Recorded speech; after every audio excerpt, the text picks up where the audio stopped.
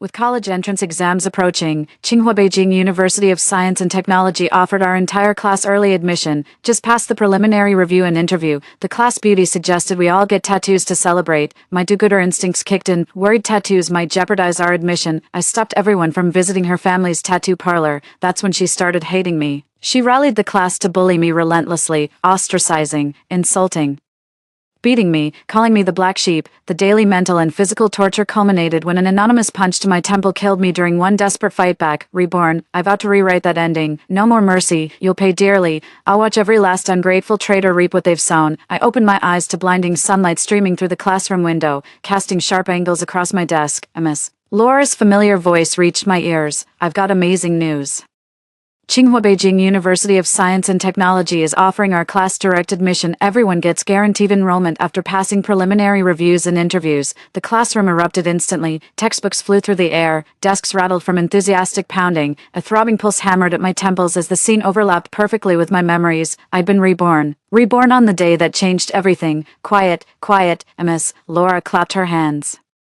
This is a rare opportunity, but everyone still needs to prepare seriously. 1. Her words were drowned out by the clamor of classmates. My gaze involuntarily drifted toward that dazzling figure at the center of the classroom, Chloe, the class belle, surrounded by several girls. She wore her signature sweet smile. Classmates. Chloe suddenly stood up and clapped her hands. For this memorable occasion, I have a proposal. The classroom fell silent instantly as all eyes turned to her.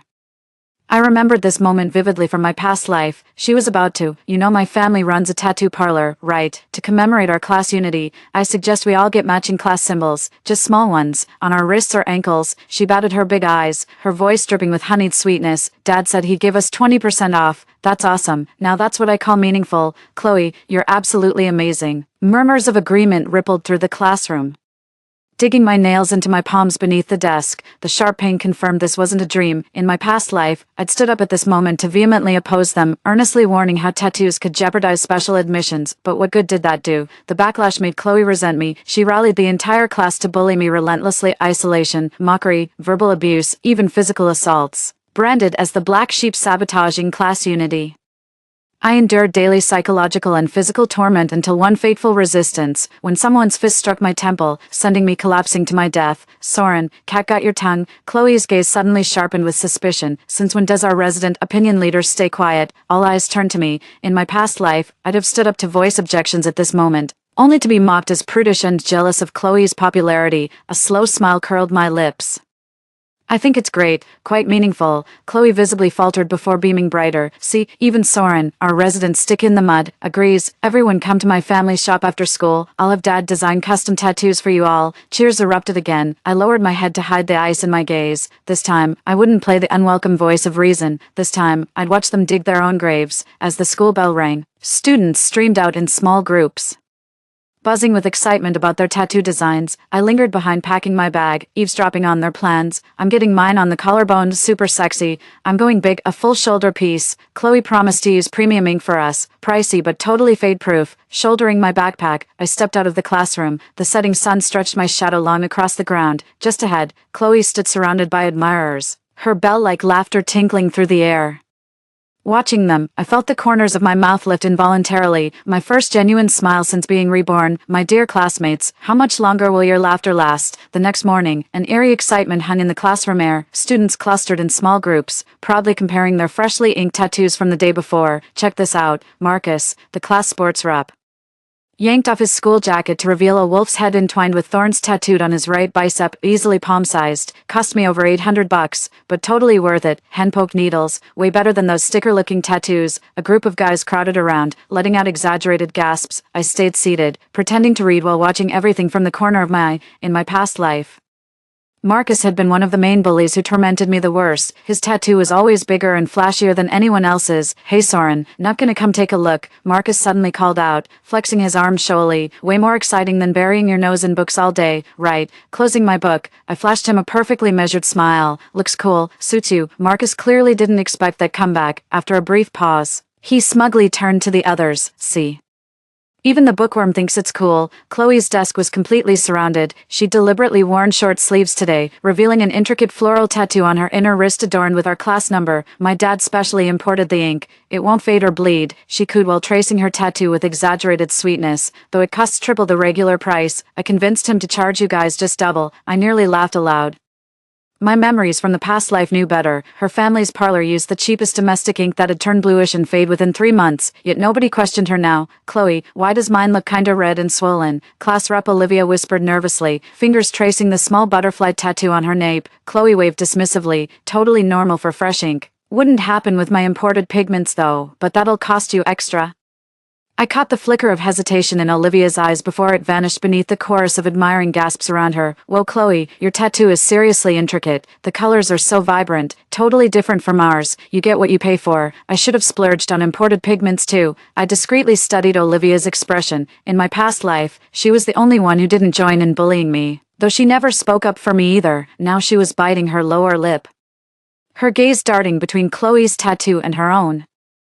Settle down, class. Homeroom teacher Ms. Laura entered the classroom and rapped the podium. Regarding Tsinghua University's special admissions, the school has sent more detailed requirements. The classroom fell silent instantly. My fingers absently tapped against the desk. First, preliminary evaluations will be conducted in 2 weeks, focusing on academic performance and Ms. Laura flipped through her documents. Personal grooming standards. My fingers froze mid-tap. Personal grooming.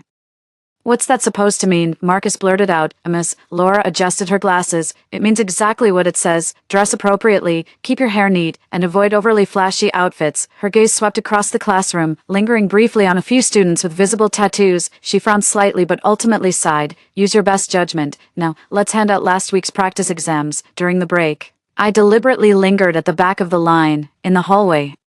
A group of students from modest backgrounds huddled together, whispering, over 800, that's almost my entire monthly allowance. When my mom asked where the money went, I couldn't even tell her the truth. Should have gone with a smaller tattoo. Their complaints died abruptly as they noticed my approach. I walked past them stone-faced, memorizing every face. In my past life, these very helpless people had been the ones laughing loudest while bullying me, back in the classroom.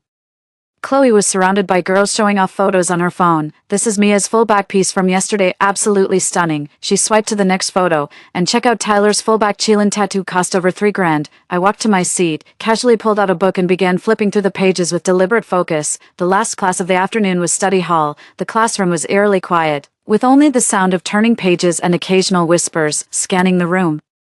I noticed at least 2/3 of my classmates conspicuously displaying fresh tattoos, on wrists, ankles, nape of necks, some even bearing entire forearms like Marcus. Chloe sat bathed in sunlight at the center of the classroom, the golden glow framing her like a halo. She kept brushing her hair aside while writing, making sure everyone noticed her exquisite tattoo. My eyes drifted to the stack of receipts peeking from her desk corner.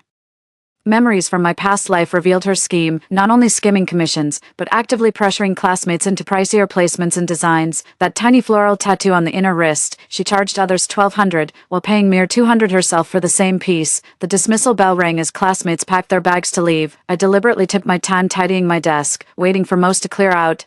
Soren. A voice called from behind me, turning around.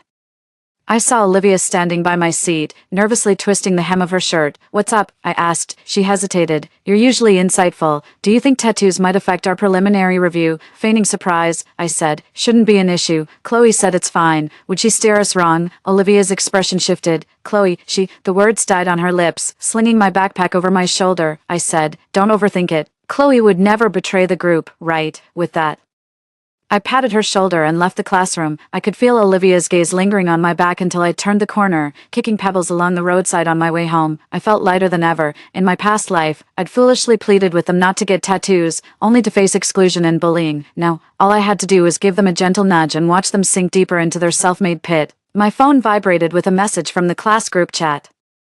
Chloe had posted a photo of new tattoo designs from her family's parlor, captioned, "Exclusive friendship tattoos for our class, DM me to book." Staring at my screen, I suddenly laughed. Friendship tattoos, how ironic, this time last life. The chat would have been flooded with messages mocking me, accusing me of jealousy, calling me a busybody, saying I deserved having no friends. Now I just stand by silently, watching them march toward the disaster of their own making. I turned off my phone and looked up at the sky. The setting sun dyed the clouds blood red. The real show is just beginning. The glow from the phone screen was blinding in the darkness. In the class group chat, Chloe just sent a new message. Don't forget to bring cash tomorrow afternoon if you're coming to my family shop for touch-ups after school. Here's a series of responses. Got it. I'll be there. Chloe's the best. My thumb hovered over the screen for a moment before silently taking a screenshot. In my past life, I'd be pleading earnestly in the group chat right now, only to be met with waves of mockery and insults. This time, I won't waste a single word. Switching off my phone, I lay on the bed staring at the ceiling, lost in thought. The next morning, the classroom reeked of pungent ointment. Many classmates' fresh tattoos were still healing red and swollen, like strange insects crawling across their skin. Check out my scab. Marcus proudly flexed his wolf head tattoo on his bicep. The artist says this means it's healing perfectly. I quietly took my seat and pulled out my textbooks as usual. Right now, I might as well be invisible. No one notices a good student who neither gets tattoos nor rebels against them. Class. Chloe clapped her hands as she walked to the front podium, her short-sleeved uniform revealing the delicate floral tattoo on her wrist. For Tsinghua Beijing Tech special admissions, we need to prepare a performance showcasing our class unity. As she handed out the schedules, her overpowering perfume mixed with the stench of tattoo ointment turned my stomach. I took the sheet, which meticulously outlined where and at what angle each person should display their ink. Soren. Chloe suddenly stopped at my desk, her smile saccharine sweet. Where's your tattoo? Didn't see you at my family shop yesterday. The classroom fell silent as all eyes turned toward me. I don't have any, I murmured, unconsciously rubbing the inside of my wrist. Allergic to tattoo ink. Chloe's perfectly shaped eyebrows knitted slightly in surprise. Seriously, not even tiny ones. The doctor called it systemic anaphylaxis, I said softly, just loud enough for the class to hear. Could go into shock. A wave of disappointed boos rippled through the classroom. Chloe's smile vanished as her lip twitched. Fine, you can just hold the class banner during the show. No need to show your tattoo. I nodded and buried myself back in the book, feigning complete disinterest. Chloe lingered for a moment before stomping off in frustration when I gave no further response. Rehearsals began with Chloe orchestrating formations to showcase everyone's tattoos prominently. Marcus even stripped down to his tank top to make his wolf head tattoo more conspicuous. Holding the utterly forgettable class banner at the back, I watched the farce unfold with detached amusement. Chloe conducted like a maestro, barking orders. Higher with those arms. Marcus, Mia, tie your hair up, show those wrist tattoos. During rehearsal break, Olivia quietly slipped beside me. The tiny butterfly tattoo on her nape had faded slightly, its edges tinged red. Soren, she whispered almost inaudibly. Is your allergy really that bad? I pretended not to catch her implication. Yeah, had a reaction as a kid, almost landed in the ER. Olivia nervously fingered her tattoo. Mine's been itchy and peeling. Didn't Chloe say this was completely normal? I said gently. As long as everyone's happy. The words landed like a pebble tossed into a lake, sending ripples through Olivia's eyes. She hesitated, then walked away with nothing but a sigh. In the following days, the class buzzed with frenzied energy. Chloe kept emphasizing the importance of the performance, insisting everyone display their tattoos as symbols of class unity. As the only ink-free student, I found myself conveniently sidelined, exactly how I preferred it. The night before auditions, I stood before my closet meticulously selecting tomorrow's outfit, a crisply ironed white shirt, wrinkle-free dark trousers, and polished dress shoes. The mirror reflected someone impeccably groomed, every inch the model student. The class group chat was buzzing with excitement in stark contrast. Everyone kept posting tattoo photos and discussing how to show them off tomorrow. Chloe even shared a tattoo placement map detailing exactly where each person should display theirs. I watched silently, no likes, no comments, just screenshotting everything. On audition day, the sunlight was blinding. Our classmates clustered at the school gate, their multicolored tattoos glaring under the sun. Chloe wore a shortened uniform skirt with glitter-coated tattoos on her wrists and ankles, like a walking art installation. Soren, she shrieked the moment she saw me. Why are you dressed like that? I glanced down at my white shirt. Just following dress code. We're performing today. Where's the short-sleeved uniform we agreed on? Her voice drew everyone's attention. I'm carrying the class banner. No need to show tattoos, I replied calmly. Besides, my short-sleeved uniform's still drying. Chloe's face darkened. But there was no time to argue. The admissions officers had arrived. Our class was scheduled first for preliminary reviews. Entering the meeting room, I could feel the tension in the air. 3 admissions officers sat behind a long table, with a silver-haired woman in her 50s, her hair impeccably pinned up, serving as the lead interviewer. Class 4, senior year at Tsinghua Peking High School, 45 students present out of 45 enrolled. Chloe announced sweetly, "We've prepared a little performance." The show began, amidst off-key choral singing. Students displayed their tattoos as rehearsed. Marcus even twirled to showcase the ink on his back like a circus performer, standing at the rear in neat attire. I stuck out like a sore thumb. The head examiner's gaze kept darting between me and those garish tattoos, her frown deepening. After the performance, the examiner cleared her throat. "Thank you for this display." She measured her words carefully. "These tattoos are... It's our class unity symbol," Chloe blurted out eagerly. "Everyone got it voluntarily, means we'll always stand as one." The head examiner exchanged knowing glances with the two teachers beside her. The preliminary review lasted all morning. Before dismissing, the chief examiner announced results would be posted in 3 days. Streaming out of the meeting room, students buzzed excitedly about their flawless performance, oblivious to the admissions panel's bewildered expressions. Chloe stood radiant at the center of their adulation. Wearing a triumphant smile, I walked quietly at the back, a faint smile playing on my lips. Their expressions would be priceless when the preliminary results came out in 3 days. The 3 days flew by. Students arrived early and clustered in small groups, buzzing about the possible outcomes. Sitting in my corner, I methodically arranged my desk while observing everything from the corner of my eye. No doubt about it. "Did you see the admissions committee's faces during our performance?" Chloe said the standards are different for special talents like us. My parents have even booked the victory banquet. Chloe stood encircled in the classroom center, her meticulously done makeup accentuated by glitter-dusted tattoos shimmering on her wrists. She basked in the crowd's flattery like a queen, tossing out confident smiles between compliments. "Don't worry, everyone." Her voice rang clear as wind chimes. "My father knows Tsinghua Beijing Tech's admissions director. Everything's been taken care of." I lowered my head to hide my smirk. My past life memories knew the truth. Her father just ran some tattoo parlor, hardly connected to any university officials, yet now, nobody would dare question her. The classroom door swung open as Ms. Laura entered carrying a stack of documents. The room fell silent instantly. Every eye fixed on those papers. "The preliminary results from Tsinghua Beijing Tech are in," Ms. Laura announced with unusual gravity. "I'll read them now." I shifted in my seat, fingers curling slightly beneath the desk. The moment had finally arrived. From Class 4 senior year, the only student who passed the preliminary screening is Ms. Laura adjusted her glasses, scanning the room before concluding. "Soren." The classroom fell dead silent. 44 faces swiveled toward me simultaneously, expressions morphing from shock to confusion to rage like frames from a slow-motion explosion. What?" Chloe shattered the silence first, her voice shrill enough to pierce eardrums. "Just Soren." Ms. Laura sighed. "The other students didn't pass preliminary screening due to dress code violations." "That's bullshit." Marcus shot up from his seat, his chair screeching across the floor. "There's gotta be some mistake." "Yeah, we totally nailed that performance. Didn't Chloe say everything was fine? How could this happen?" The classroom instantly filled with. Chloe's face turned deathly pale, her manicured nails digging deep into her palms. "Ms. Laura, there must be some misunderstanding. Our class, there's no misunderstanding." Ms. Laura cut her off, her voice uncharacteristically stern. "The admissions office specifically mentioned your class's severe tattoo issue. Soren is the only one who meets the requirements." The words landed like a slap across the entire class. I could feel dozens of eyes boring into me, some jealous, some resentful, but mostly disbelieving. "Soren," Olivia's trembling voice came from behind me. "You knew about this all along, didn't you?" I turned my head with faint innocence. "Know what? Tattoos affect preliminary screening," she nearly shouted, her fading butterfly tattoo quivering with each agitated breath. "Why didn't you tell us?" The classroom fell silent instantly, all eyes locked on me. Every past life memory, the isolation, mockery, bullying, flashed through my mind like a Zoe trope. Now it was my turn to steer the situation. I lowered my head, deliberately softening my voice. I'd have gotten one too if not for allergies. And this morning I noticed something in the admissions guidelines. "What rule?" Marcus snapped. I hesitated, then pulled out the crumpled admissions brochure from my backpack and slid it to the center of the table. Several classmates immediately lunged forward, scrambling to see. "Here." A girl pointed at the paragraph highlighted in yellow, her voice trembling. "Candidates must maintain a modest and neat appearance, with no extreme hairstyles, heavy makeup, or visible tattoos." "This can't be." Chloe grabbed the document, her eyes rapidly scanning the text. This is just procedural." "Chloe."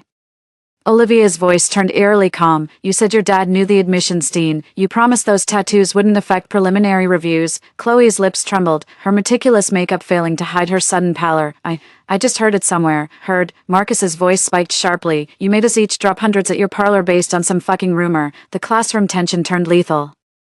Students' expressions morphed from shock to rage, like wolves discovering betrayal, closing in on their former alpha. Wait, Chloe stumbled backward until her back hit the blackboard. I'm a victim too. How was I supposed to know admissions would be this strict? Bullshit, a girl shrieked. You swore this was a guaranteed spot. 3, damn right, and you took all our money. My parents are counting on me getting into a top-tier university. This is all your fault. Accusations flooded toward Chloe like tidal waves. Sitting quietly at my desk, I watched this ugly infighting unfold with indescribable satisfaction. Quiet, Ms. Laura slammed the podium hard. Arguing now is pointless. Those who didn't pass still have the regular college entrance exams. Focus your energy on regular exams. Marcus's voice cracked with emotion. I've been goddamn focused on special admissions this whole time. What hope do I have with regular exams now? Those words acted like floodgates opening. The classroom instantly erupted with furious complaints and despairing sobs. Some began clawing at their arm tattoos until blood seeped through. Others slumped over desks trembling silently. Most glared at Chloe with venomous stares, as if their eyes could tear her apart. Chloe stood isolated before the blackboard, her smeared makeup streaking from tears. I lowered my head to hide the smirk curling my lips. Let them wallow in regret. This powerless remorse paled in comparison to the bullying they'd inflicted on me in our past lives. The dismissal bell rang, yet no one left. Ms. Laura's attempts to restore order fell on deaf ears. Students clustered in small groups, exchanging hostile glances. Hunched in a corner, Chloe resembled a plucked peacock, all former arrogance gone. I packed my bag quietly and slipped out of the classroom. Behind me, Marcus roared in fury, "Chloe, this isn't over." Sunlight flooded the hallway, a stark contrast to the classroom's oppressive gloom. I walked slowly to the restroom, checked the last stall was empty, locked the door, and finally let myself smile. Then came the soundless laughter. My body shook with it. Tears streamed down, until I crouched hugging my knees. All that pent-up restraint finally erupted. They're finished, completely finished, and they brought this upon themselves, wiping my tears. I composed myself and stepped out, at the sink. The mirror showed calm features, only slightly reddened eyes betrayed anything amiss. No one would connect this quiet honor student with the silently laughing girl in the stall. Back at the classroom door, the argument inside had escalated. I stood outside, listening to the situation spiraling out of control. You knew damn well tattoos would affect college admissions. I didn't. I got scammed too. Bullshit. Your family's tattoo parlor must be raking it in. Give us our money back.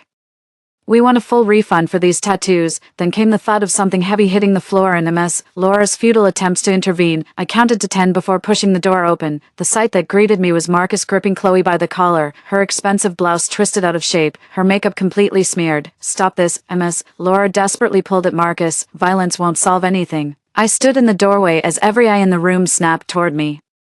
An eerie silence hung in the air, like I'd just walked into a crime scene. Soren, Olivia's voice pierced the silence. Did the admissions office mention any chance of reconsideration? The question reignited a flicker of hope in everyone. 44 pairs of eyes locked onto me, including Chloe's swollen, tear-streaked ones. I feigned hesitation before murmuring, I heard, if the tattoos could be removed before reconsideration. The words detonated like a bomb in the classroom.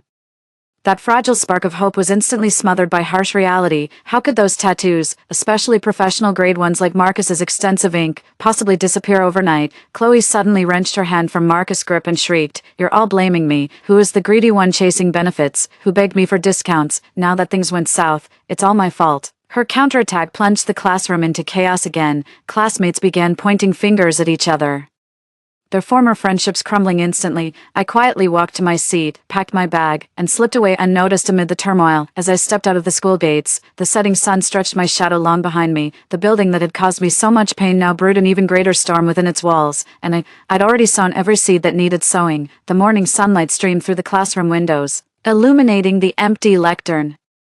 I arrived half an hour earlier than usual to find the room deserted. Approaching my seat, I discovered the word trader scrawled across the desk in red marker, accompanied by several smudged shoe prints. I chuckled softly, pulling wet wipes from my bag to methodically clean the surface. The me from my past life would have been furious or heartbroken, but now it just seemed laughable. They needed a punching bag for their frustrations.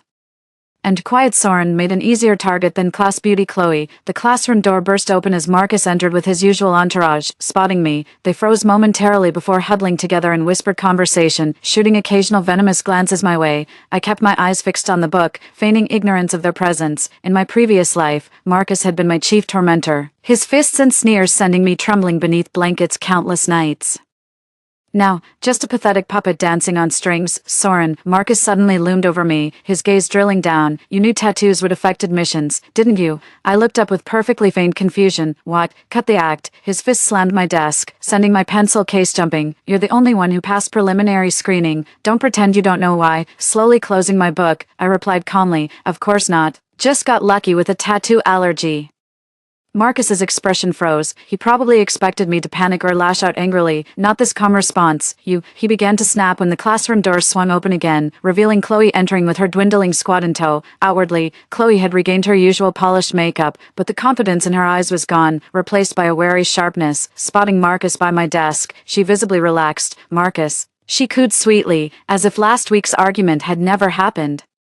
Could you help me carry these materials? Like hell, I'll help you move. Marcus glanced between me and Chloe before scoffing and walking away. I noticed his gaze lingering on Chloe for several seconds, brimming with suspicion and anger. Chloe approached my desk, leaning down with feigned concern. Soren, are you okay? Marcus and the others have been on edge lately. Can't blame them when you're the only one who passed the preliminary review. Her overpowering perfume gave me a headache.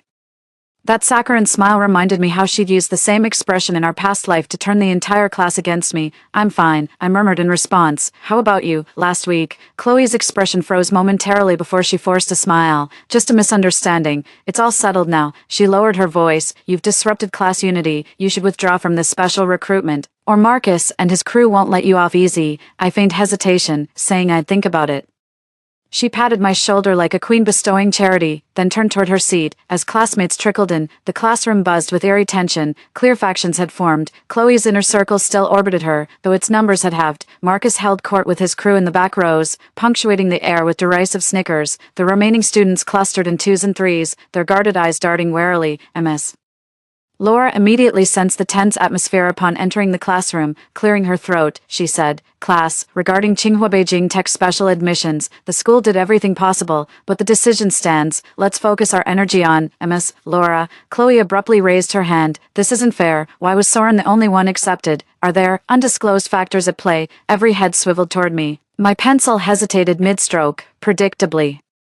Chloe had pulled this classic move, deflecting blame to make me the scapegoat. Ms. Laura frowned. Chloe, preliminary reviews follow admission guidelines. Soren met every criterion, whereas others, her gaze swept across visible tattoos in the classroom, failed the grooming standards. But Chloe started to protest when Marcus abruptly cut her off. Oh, come on, Chloe, he sneered. You're the one who talked us all into getting tattoos. And now you're trying to pin this on Soren.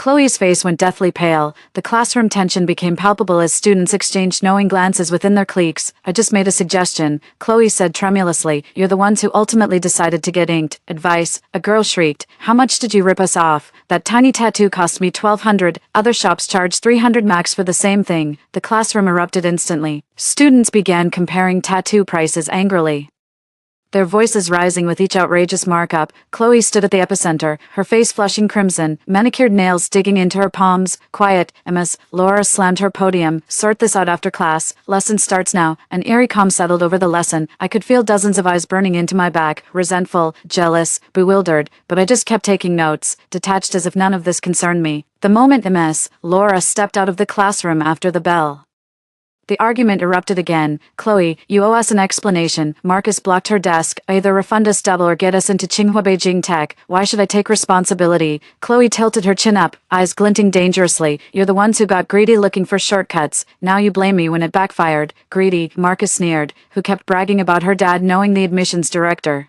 who swore tattoos wouldn't affect enrollment.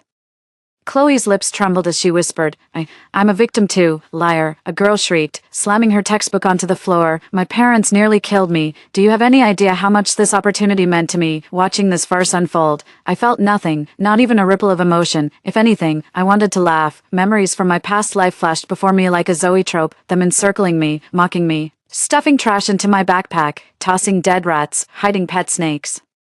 Now the tables had turned, and I got to sit in the audience. Classmates, Chloe suddenly raised her voice. We've been played. Can't you see? It's too convenient that Soren's the only one who passed the preliminary screening. The classroom fell silent for a moment, all eyes turning to me again. I looked up with perfectly feigned surprise. What do you mean? You knew tattoos would affect admissions all along. Chloe pointed at me sharply. You kept quiet just to hog the spot. The absurd accusation actually made some classmates look thoughtful. I nearly laughed aloud. These ungrateful wretches would rather believe in convoluted conspiracy theories than admit their own stupid mistake. Chloe, I said softly, the admissions brochure is public information, available to everyone, and, I deliberately paused, you were the one who organized the tattoo outing, remember? The words struck Chloe like a dagger to her weakest spot. Her face contorted briefly before morphing into a victimized expression. Don't let him fool you all. Soren's always been jealous of our class unity, now he's getting his way. But this time, her theatrics fell flat. Students exchanged uneasy glances, with none rallying to her cause, not even her dwindling squad of loyalists. Enough, Chloe, Marcus waved impatiently. Stop treating us like fools. Pay up already. In the following days, the class completely fractured.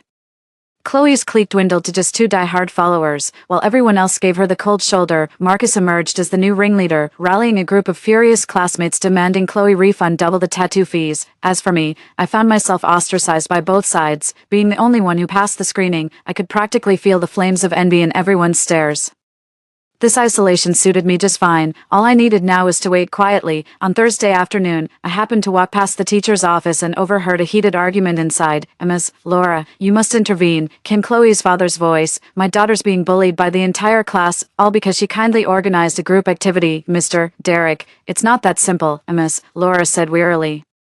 Chloe nearly ruined an entire class's future, charging exorbitant fees and making false promises. That's just business. Clear pricing, willing buyers. Chloe's father roared. Those parents just want to extort money. I slipped away quietly, a faint smirk playing on my lips. Seems Chloe's businessman father shares her complete lack of remorse. Back home, I received a text from an unknown number. Soren, it's Olivia. Can we talk? I stared at the message for a few seconds before deleting it. Dark clouds gathered outside, with distant rumbles of thunder signaling an approaching storm. On Monday morning, the school gate was packed with vehicles. From afar, I saw a group of angry parents arguing with security guards. As I got closer, fragments of their conversation reached me. We demand an explanation. My daughter's future is ruined. That shady shop run by Chloe's family. I hurried through the crowd with my head down. Unable to suppress a smirk, the parents had finally taken action. And the fire was burning just as fiercely as I'd anticipated, for the classroom was eerily empty, with only a few students fidgeting nervously at their desks. Olivia hesitated when she saw me enter, then approached and whispered, Soren, all the parents are here demanding answers from the principal. I feigned surprise. Why? Because, she bit her lip, fingers unconsciously tracing the faded yet still visible butterfly tattoo on the back of her neck. It's about the tattoo. And Chloe's family overcharging. Just then, the classroom door burst open as Marcus strode in with vindictive satisfaction written all over his face. The school's going to set things right, he announced to the class. The principal agreed to meet all parents at 10 in the conference room. The classroom buzzed with restless energy. Some students were excited, others visibly nervous. Chloe's seat remained empty. Her 2 closest friends huddled together with pale faces, too scared to show up. Marcus sneered at the girls. Tell Chloe she can't run forever. The class bell rang, but no teacher arrived. The entire morning unfolded in eerie suspension, faculty summoned to emergency meetings, classrooms left unsupervised as student whispers swelled to murmurs. Around 10:30, the PA system crackled to life. All senior class 4 students report to conference room 1 immediately. Repeat. Senior class 4 to conference room 1. The students exchanged glances before silently rising to their feet. Outside in the hallway, curious peers from other classes peeked through door cracks, whispering among themselves. I could feel my heartbeat quicken. The moment of truth had arrived. The entrance to conference room 1 was packed. Parents, school administrators, grade-level coordinators, and several official-looking individuals crowded the space. I quietly slipped to the back of the crowd, positioning myself in an inconspicuous corner. At the center of the room stood Chloe and her father. Isolated like defendants in a courtroom, her father wore a tailored suit, his slicked-back hair immaculately groomed, sporting the practiced smile of a businessman. Chloe stood pale-faced, her carefully applied makeup failing to conceal the terror in her eyes. Parents, please settle down. The principal rapped his gavel. We understand everyone's concerns, but this must proceed orderly. Orderly. A burly father, Marcus's dad, slammed the table and roared. That little brat talked my son into getting a goddamn sleeve tattoo that won't even come off. His future's ruined. How's that for an orderly solution? Other parents immediately joined in, turning the meeting room into a full-blown witch hunt. Chloe's father tried to speak, but his voice was drowned out by the angry mob. Refund. Compensate us. This scam should be reported to the police. The principal tried futilely to restore order. I noticed MS. Laura standing in the corner with a strange look of relief on her face, as if she'd foreseen this day coming. Then again, those ungrateful brats had never respected her in the first place. Everyone. Chloe's father finally seized the chance to raise his voice. There's been a misunderstanding. My daughter was just kindly organizing a class activity. The tattoos were completely voluntary, and the prices were clearly marked. Bullshit, a mother shrieked, cutting him off. My daughter told me Chloe explicitly promised those tattoos wouldn't affect college admissions. She also said you know the admissions dean. Another parent chimed in. Chloe shrank under everyone's gaze, wishing she could disappear. Chloe's father turned pale as he faced his daughter. Chloe, did you say these things? Chloe's lips trembled. I just heard. I thought. Hear that? She admitted it herself. Marcus's father bellowed. This is fraud. The meeting room descended into chaos once again.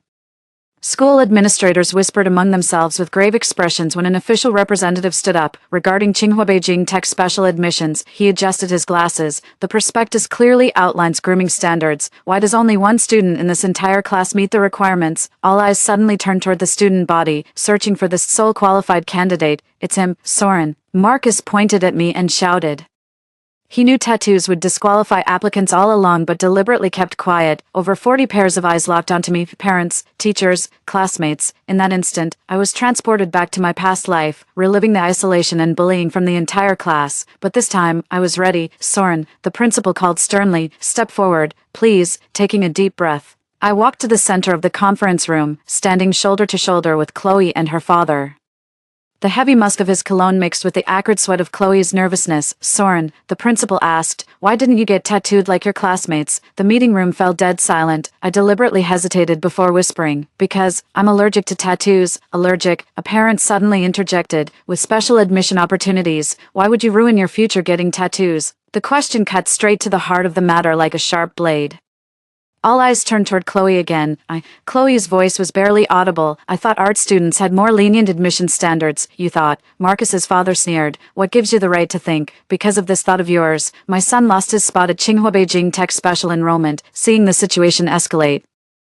Chloe's father quickly interjected, everyone, my daughter meant well, the tattoo can be removed, and we're willing to cover the costs. Removed, a mother shrieked. That's not the point, even if removed, there'll be scars. Top universities like Tsinghua Beijing Tech would never accept these kids now. The meeting room erupted into chaos again. Parents were shouting at the school administrators and Chloe's family, with some even throwing chairs. Amidst the mayhem, I quietly retreated to the sidelines. By the way, I suddenly muttered, just loud enough for nearby classmates to hear, Chloe's family tattoo parlor must have made a killing this time. Those words were like pouring gasoline on fire. Nearby students immediately exploded, rushing to tell their parents. Soon, louder shouts filled the meeting room. Scam shop, making this dirty money. The shop must be shut down. Chloe's father turned pale instantly.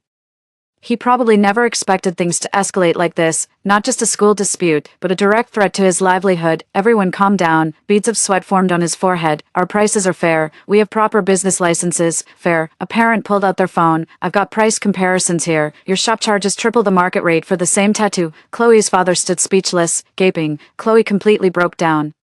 Her tears smearing her flawless makeup into black streaks down her face. I didn't know. I truly didn't expect this, she sobbed, her voice cracking. I just wanted to help with the family business. The moment those words left her mouth, the meeting room fell dead silent. Every face froze, including her father's. Chloe's father barked sharply, but it was too late. Helping the family business, Marcus's father repeated slowly, eyes glinting dangerously. So this is a scam.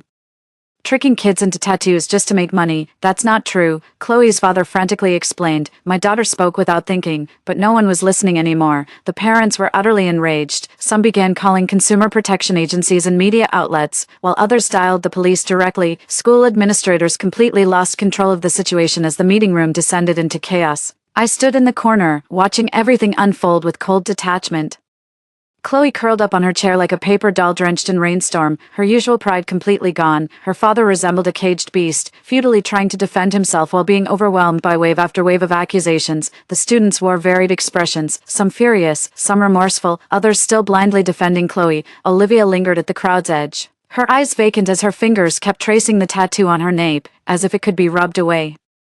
The principal finally called for a recess, urging everyone to calm down before continuing. Parents dispersed reluctantly, but the air remained thick with tension. Back in the classroom, the students split into clearly divided factions. Chloe's two loyal friends formed a defensive circle around her. Marcus led a group of boys glaring at her with undisguised hostility from the opposite side. The rest clustered in small groups. Dissecting the earlier drama, I returned to my seat and opened a book, feigning disinterest in it all, but my ears were perked, catching every word of their conversation. She took advantage of us. My parents said they'll sue. Should have learned from Soren. That last line almost made me burst out laughing. Learn from me. It's not like my past self didn't try warning them, and look how that turned out. Chloe suddenly stood up and bolted for the classroom door. Her movement was so abrupt that no one could react in time. The door slammed shut behind her with a thunderous bang. The classroom fell silent for a few seconds before erupting into even louder chatter. Did she just run away? Got cold feet now. Ha, this isn't over. Marcus stood up and scanned the classroom. Anyone still siding with Chloe? Speak up now. Not a single hand went up. Even her most loyal follower kept their head down, not daring to make a sound. Fine, Marcus sneered. From now on, Chloe doesn't exist in Class 4 senior year. Anyone who dares associate with her is going against all of us. This collective sentencing felt all too familiar. In my past life, I was the one being condemned. Now, it was Chloe's turn. As the dismissal bell rang, classmates drifted away in small groups without sparing me a glance. I took my time packing my bag, savoring this freedom of being invisible. Exiting the school gates, I spotted Olivia waiting by the roadside. Just as I passed by, she called out to me, Soren.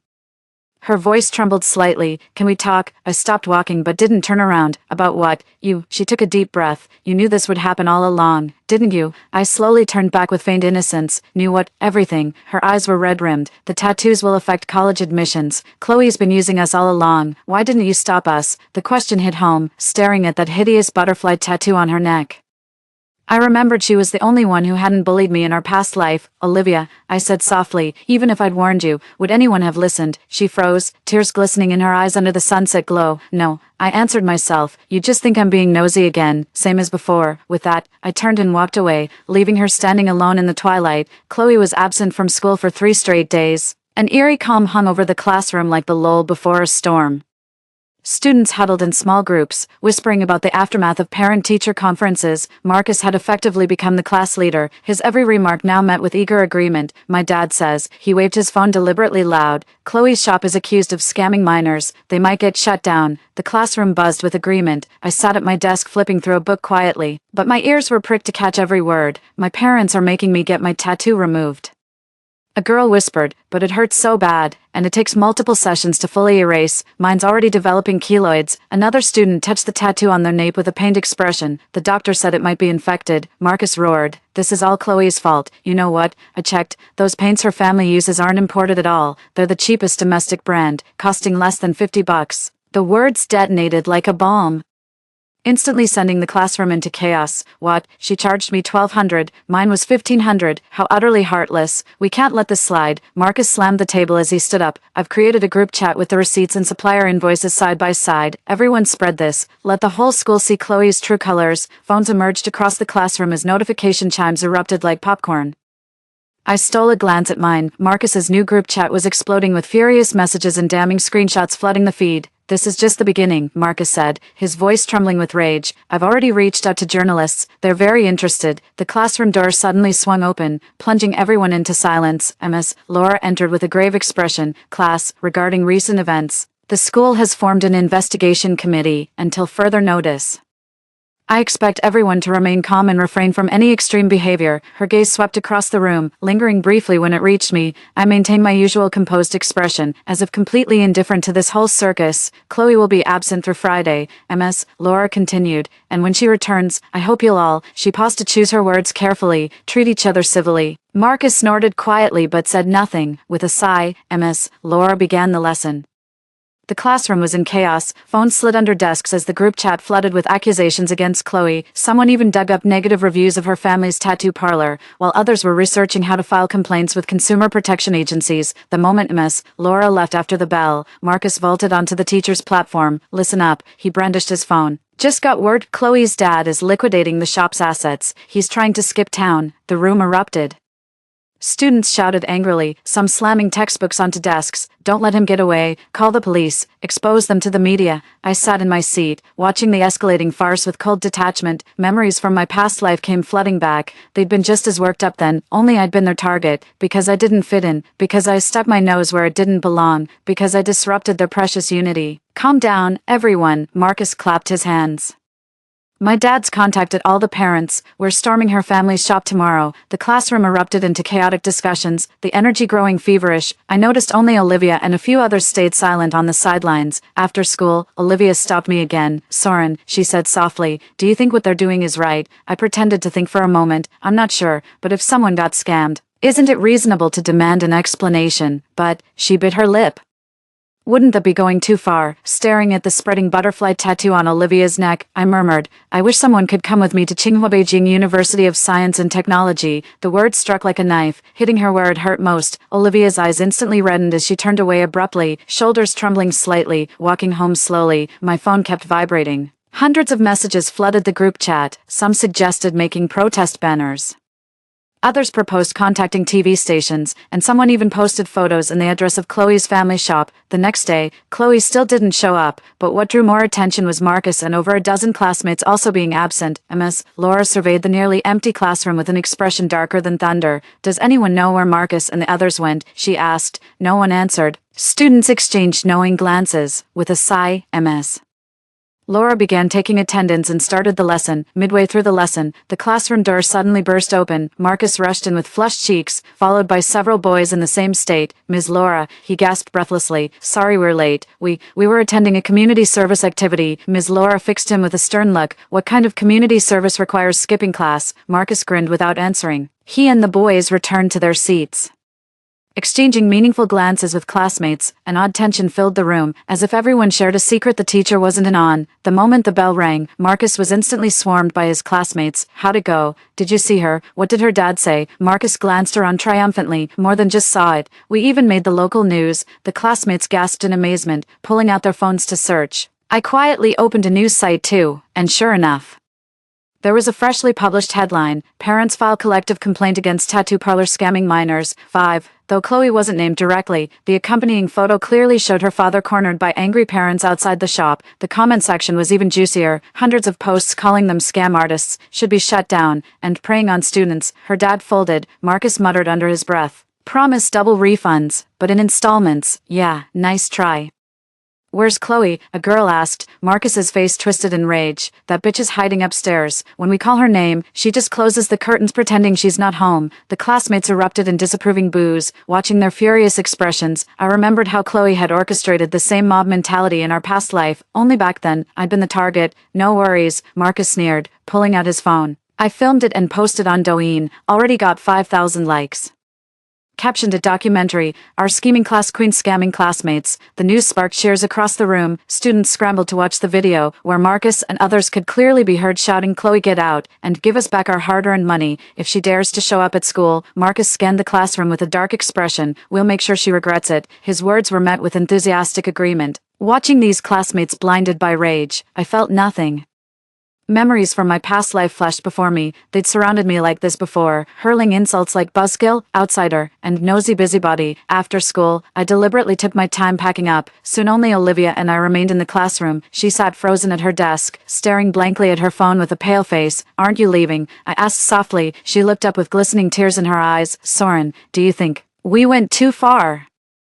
I walked over and pretended to examine her phone screen. It showed Marcus's group video flooded with vicious comments. Well, I hesitated. This did go overboard, but Chloe is mainly to blame. She shouldn't have deceived everyone. Olivia's finger hovered over an especially vicious comment on the screen. But this isn't about justice anymore. They're destroying her. I didn't respond immediately. In my past life, they destroyed me the same way, starting with isolation, escalating to verbal attacks, and finally physical violence. No one thought it went too far. No one spoke up, until that accidental car crash. Olivia, I said softly, some actions carry inevitable consequences. She looked up at me, tears finally spilling over. But we're partly to blame too. We're the ones who trusted her. I don't know how to describe Olivia, at least in my past life. She was the only classmate who never bullied me. It's too late for this now. I patted her shoulder. Things have gone too far for anyone to stop. With that, I slung my backpack over my shoulder and left. Behind me, Olivia's muffled sobs echoed, but I didn't look back home. The class group chat had blown up with 999 plus messages. Marcus posted more spoils of war, a flood of negative reviews for Chloe's family shop, complaint receipts from consumer associations, and even people doxing Chloe's social media accounts. I watched silently, fingers hovering over the screen before finally typing nothing. The flames were already raging. They didn't need my kindling. On Friday morning, I arrived at school earlier than usual. The empty classroom was bathed in sunlight streaming through the windows, illuminating Chloe's desk. I walked over slowly to see the once admired desk now vandalized with marker scribbles, liar, die, pay up, and other slurs. I buried myself in a book, feigning complete indifference. Chloe finally showed up 5 minutes before class. She stood at the classroom door, her face as pale as paper with dark circles under her eyes. Her usually well-groomed hair was hastily tied into a ponytail, and her uniform looked crumpled like she'd grabbed it in a hurry. The classroom fell silent instantly. All eyes fixed on her, Chloe's lips trembled slightly as her fingers clutched tightly at her backpack straps. Well, look who finally decided to show up. Marcus broke the silence first, his voice dripping with sarcasm. Chloe didn't respond. With her head lowered, she hurried to her seat. When she noticed the graffiti on her desk, her body visibly stiffened momentarily before she composed herself and silently began wiping it down with a tissue. "Think that'll wipe off?" a girl shrilled. "Just like how you scammed us out of money, thinking you can erase it that easily." Chloe's hand froze mid-motion. She lifted her head, the fear in her eyes suddenly twisting into something darker, rage. "I scammed you." Her voice trembled with suppressed fury. "You're the greedy ones. You wanted shortcuts. Now that it's blown up in your faces, suddenly it's all my fault." The classroom erupted in chaos. No one expected Chloe to fight back under these circumstances. "Say that again, you bitch." Marcus stormed toward her, fists clenched. "Wasn't it you who promised tattoos wouldn't affect admissions? Wasn't it you who charged us triple?" Chloe tilted her head up, eyes blazing with desperate fury. "If I told you to jump off a cliff, would you? Too stupid to think for yourselves. No wonder you failed." The words were a match to gunpowder. Marcus's face turned crimson as he grabbed Chloe by the collar. "You're fucking dead." The classroom erupted into chaos instantly. Screams broke out. People started jeering, and some even pulled out their phones to record. "Let go of me," Chloe struggled. "You bunch of broke losers. If you're trying to scam money, just say it. Scam money," Marcus roared. "You're gonna pay up right fucking now." Immediately, in your dreams, Chloe shrieked. "You're not getting a single penny back." "Serves you right." Marcus completely lost control. He shoved Chloe to the ground, fist raised high. Just then, the school bell rang. Marcus's fist hung midair, his face contorted with rage. Chloe slumped on the floor, her uniform collar torn open to reveal a small tattoo on her collarbone, an intricate dollar sign. "Look," a girl shrieked. "She's got money tattooed. All she cares about is money." The revelation sent the entire class into greater fury. Marcus heaved ragged breaths before finally lowering his fists. "This isn't over," he snarled. "You'll see after school." Chloe slowly picked herself up from the floor, smoothing her disheveled clothes and hair. Her eyes held no tears, only a chilling, calculated calm. When Ms. Laura entered the classroom, she was met with an eerie tableau. Chloe standing isolated by her vandalized desk, Marcus and his gang circling her with predatory glares, while clusters of classmates lingered amidst the thick tension crackling in the air. "What's going on?" Ms. Laura demanded sternly. No one answered. Chloe slowly took her seat, lowering her head to arrange her books. Marcus and the others grudgingly returned to their desks too, but everyone knew this was just a temporary ceasefire. Keeping my face blank, I opened the textbook and prepared for class like any ordinary good student. The calm before the storm is always the most oppressive, and what does any of this have to do with me? The final bell rang, yet no one moved. Students exchanged knowing glances as palpable tension hung thick in the air. I deliberately packed my bag while keeping tabs on the classroom dynamics through my peripheral vision. Chloe sat at her desk mechanically organizing textbooks, though someone had smeared the graffiti on her desk. The abusive words remained faintly visible. Marcus and his crew clustered at the back, loudly debating what liars deserve for everyone's benefit. Ms. Laura stood at the lectern, clearly sensing trouble. "Class dismissed, everyone head straight home," she announced before singling out the troublemakers. "Marcus, stop loitering with your group and pack up immediately." "Got it, Ms. Laura," Marcus replied with a smirk that didn't reach his icy eyes. "We'll be going home shortly." Ms. Laura hesitated before finally gathering her lesson plans and exiting the classroom. The moment the door clicked shut, the atmosphere shifted abruptly. Marcus's smile vanished, replaced by a chilling coldness. 5 boys rose simultaneously, advancing toward Chloe's desk. Their classmates wordlessly blocked both exits and the hallway windows, forming an impenetrable human barricade. Chloe, Marcus said with unnatural calm, "We're asking you one last time, are you returning the money or not?" Chloe lifted her head with a mocking smirk curling at her lips. "Final answer, dream on." Marcus's facial muscles twitched violently. He slammed Chloe's desk with a thunderous crash. "Quit pushing your fucking luck." Chloe flinched at the sudden aggression but quickly regained her infuriating composure. "What? Gonna hit me?" She swept a contemptuous glance at the circling boys. "Pathetic losers. Is beating up girls all you're good for?" The words acted like gasoline on flames. One boy yanked Chloe's backpack violently, appending its contents across the floor. Scattered textbooks, stationery, and makeup drew raucous laughter. "Look how much makeup our class beauty queen brought.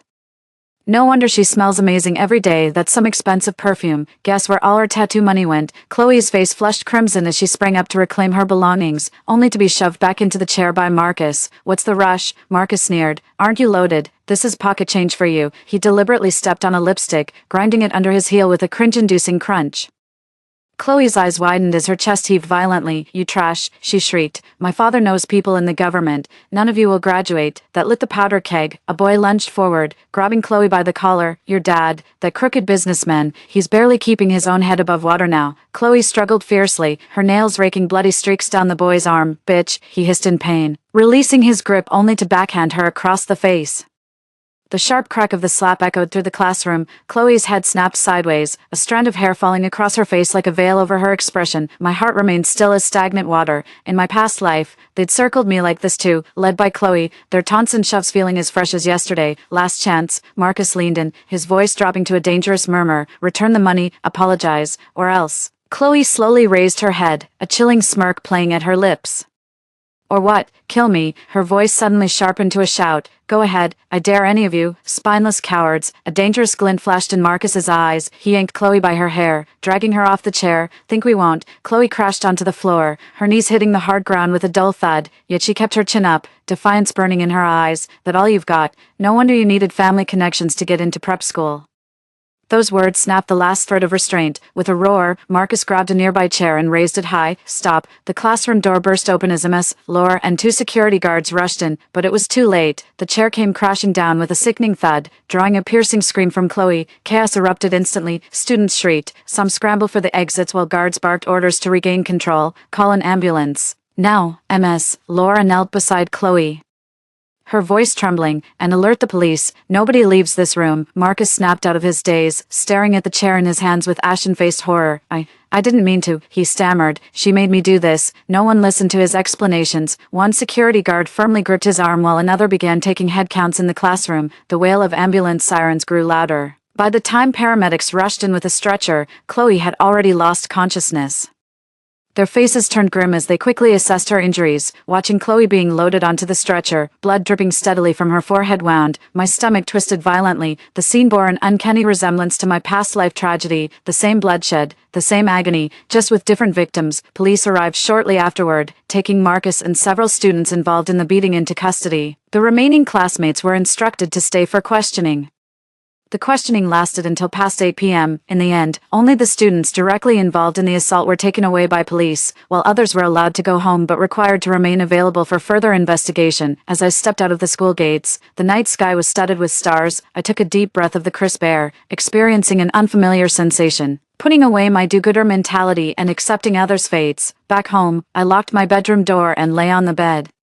Quietly staring at the ceiling, my news app pushed a local alert. Severe bullying incident at high school leaves female student seriously injured. While the report withheld names, commenters had already identified the school as Qingbei No. 1 High. The school will definitely suspend classes tomorrow for investigation. Marcus and others will likely face criminal detention. As for Chloe, judging by her injuries, she'll be hospitalized for months at least. Outside the window, a blood-red moon hung in the night sky like a cold, unfeeling eye watching over everything. Chloe passed away in the early hours of Saturday. It was a mess. Laura, who called me privately, her voice hoarse as if she hadn't slept all night. "Soren, your classmate Chloe, passed away last night. Intracranial hemorrhage. Couldn't be saved." She paused. "The school is suspending classes for a week. Counseling services will be available tomorrow if needed." Clutching my phone, I stared at the rising sun outside the window, momentarily at a loss for words. Finally, I managed only, "Thank you for letting me know, teacher." After hanging up, I opened the local news site. The headline screamed, "School bullying ends in tragedy. Teenage girl succumbs to injuries." The report carefully avoided naming specific schools or individuals, but the comment section had erupted. Some leaked it was Qingbei High. Others blamed lax school supervision.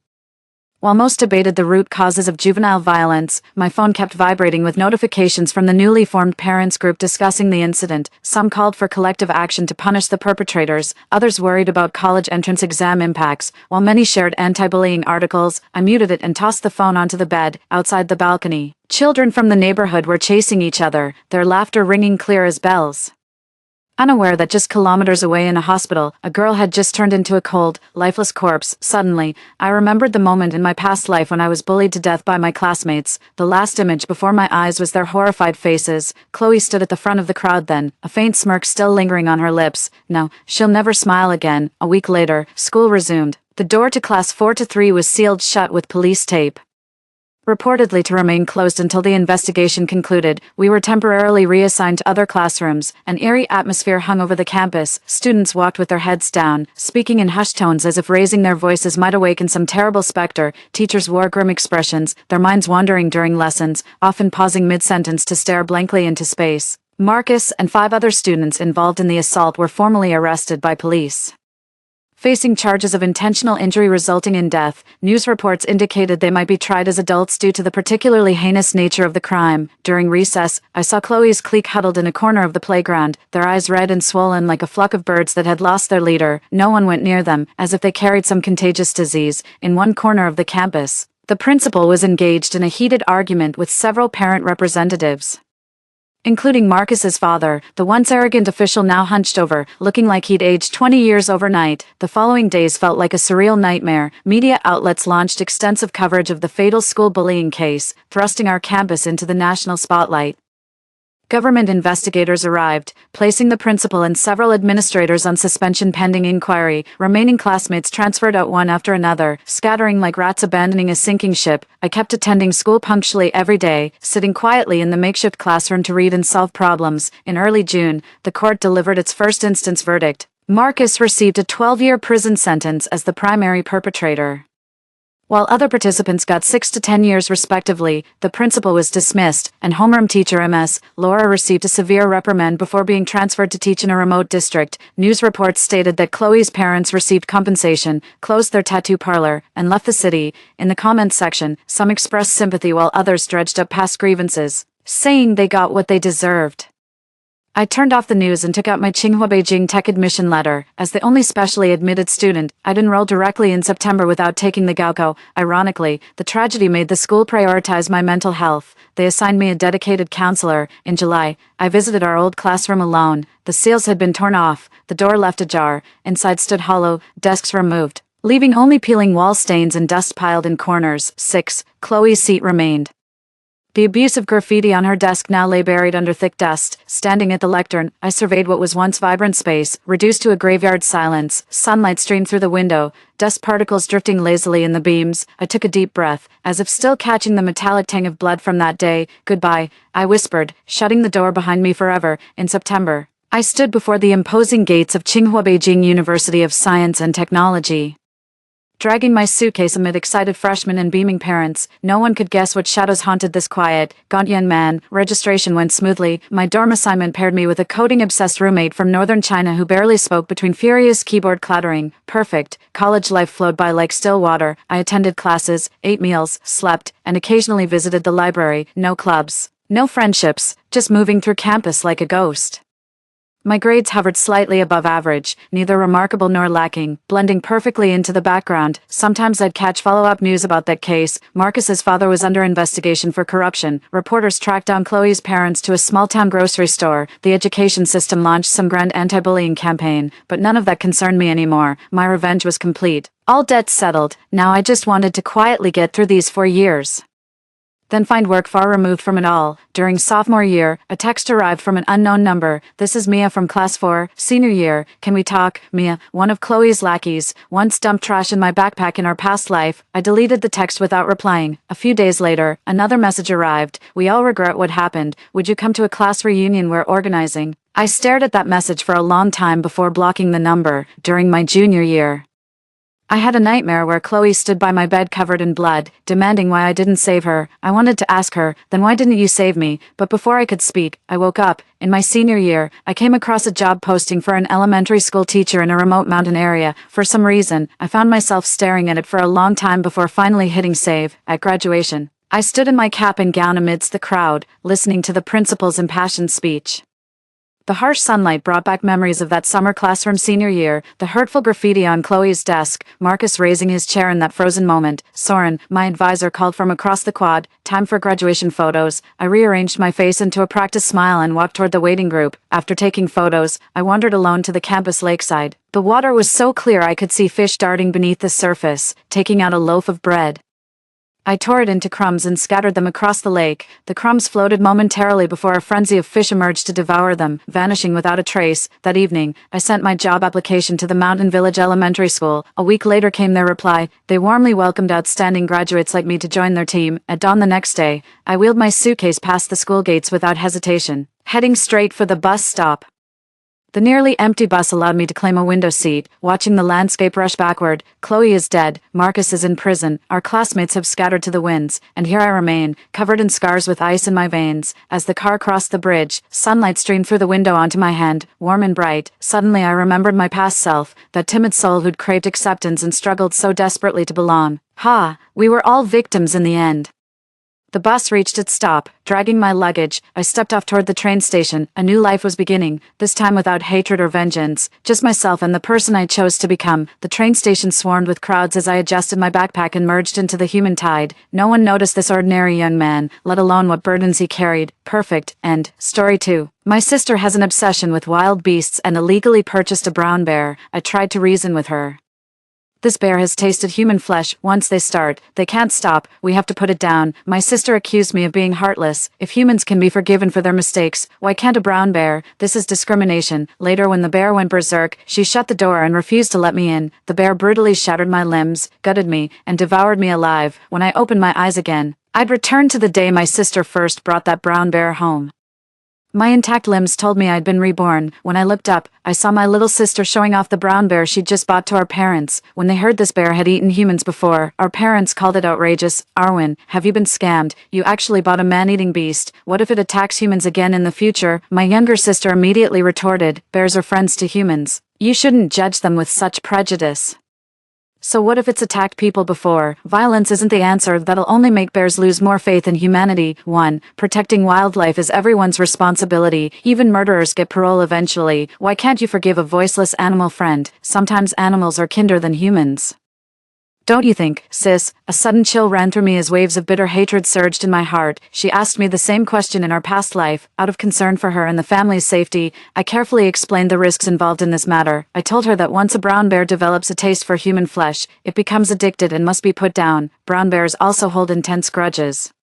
There was a case where a released bear didn't flee like tigers or lions would. Its first instinct was to attack the driver's cabin and then flip the vehicle. It's absolutely bent on revenge. And what's worse, it only feeds on live prey. My sister turned pale with shock, utterly bewildered at how her animal-loving sibling could suddenly betray the cause. When our parents realized the gravity of the situation, they flat out refused to let that brown bear through the door. But between the tantrums, theatrics, and emotional blackmail, my sister eventually got her way. The bear stayed. The brown bear was confined to a windowless cell with just one door. Every time she fed it, she'd pour out her grievances. If it weren't for my sister's deliberate scare tactics, you wouldn't be locked in this cell. You can't breathe fresh air. I can't take you out to play. And now you're starving like this. What a shame. Back then, I fully embraced my authority as the eldest sister, repeatedly emphasizing that the bear must remain securely confined, no release under any circumstances, and certainly no full meals. How about, "I'll give you one chance, door. This time I won't lock you tight. While we're away, you can sneak out for some fresh air and find something to eat. But promise me you'll come back obediently afterwards." When we returned, the secret chamber door was indeed open. The brown bear had vanished. We went searching.